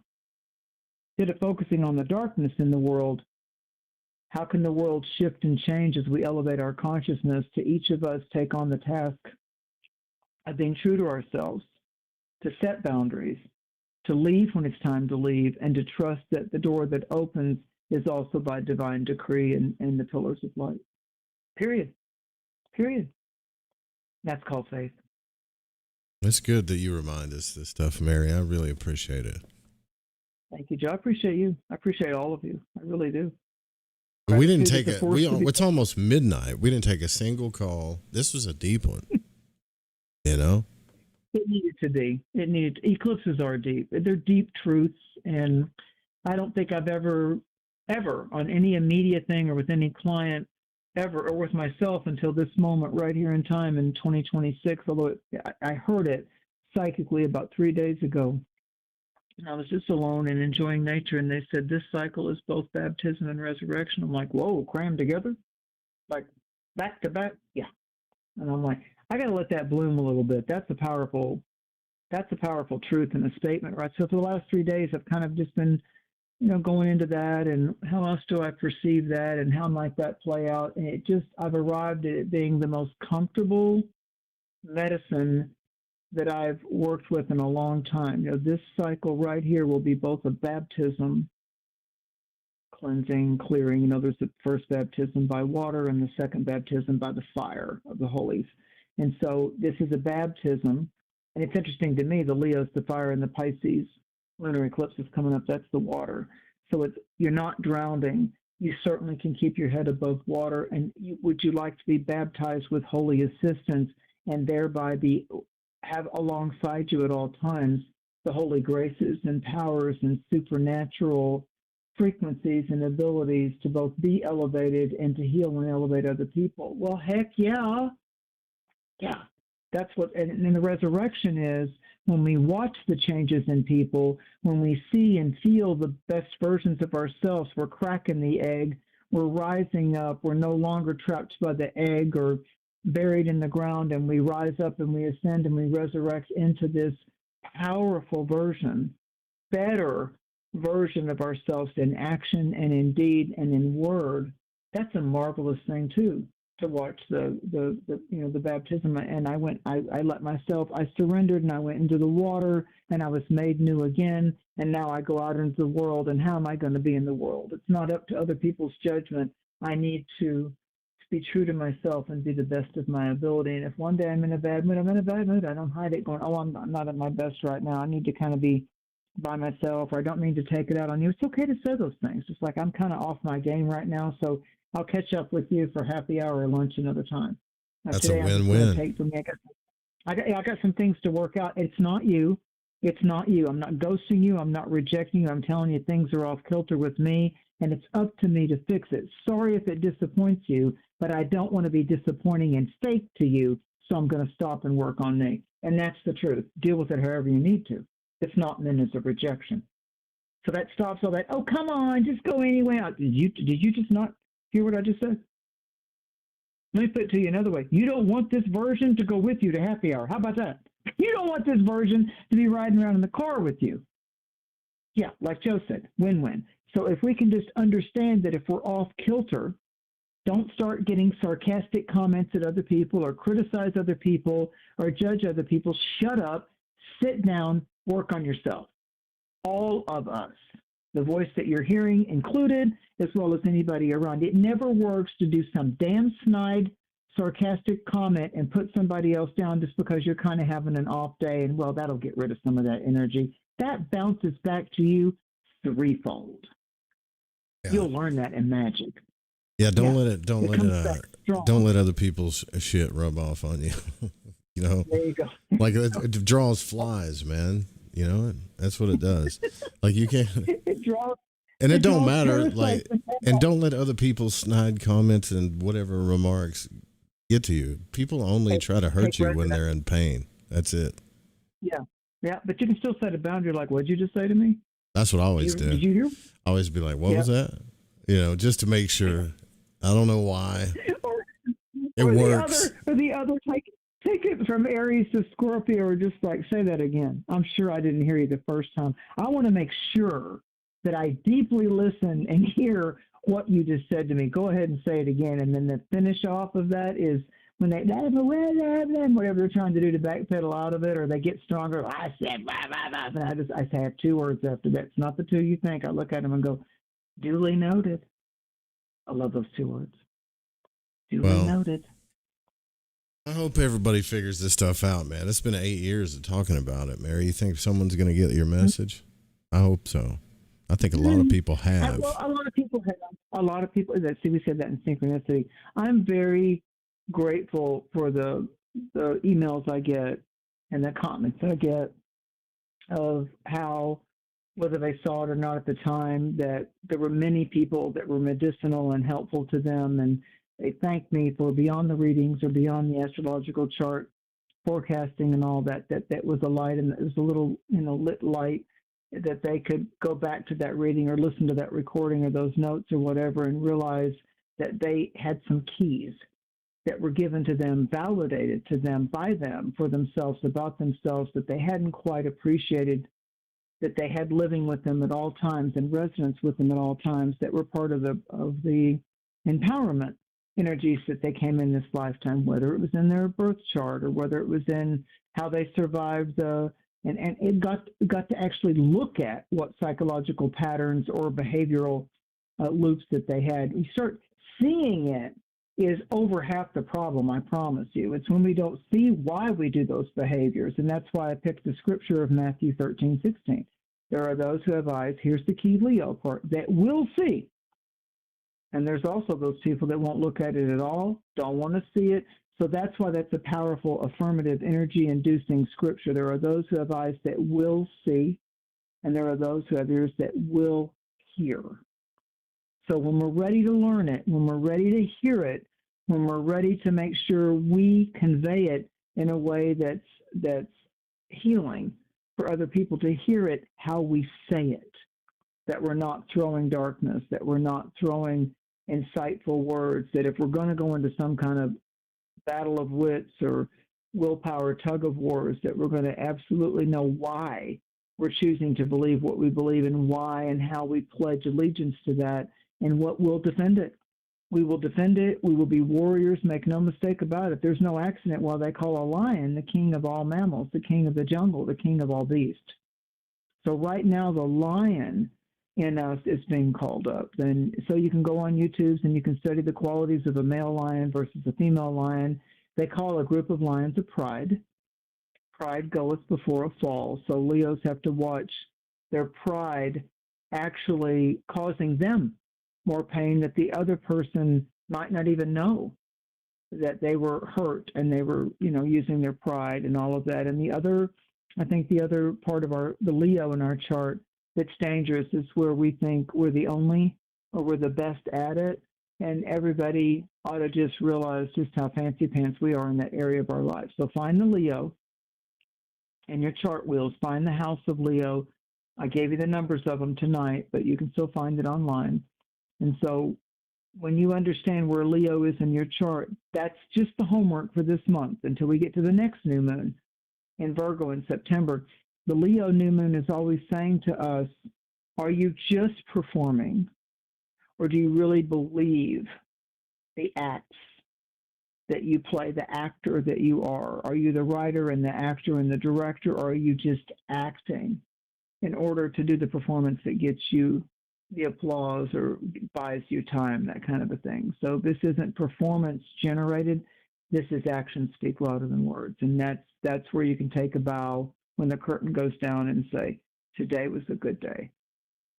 And this is a good way. That's just do the best. Do the best. If you do the best, that's the magic. Oh, I can't wait to play a copyrighted song and piss YouTube off to end the show with it. What's the that's so for all you guys that listen on the radio station, God bless you. You don't know the prison that YouTube is trying to put us in right now. I promise you. Like, I'm ready to just get a shortwave radio. That's why they call it frequency, because it's free. You could just blast it and, but they've got us boxed into these little YouTube cages,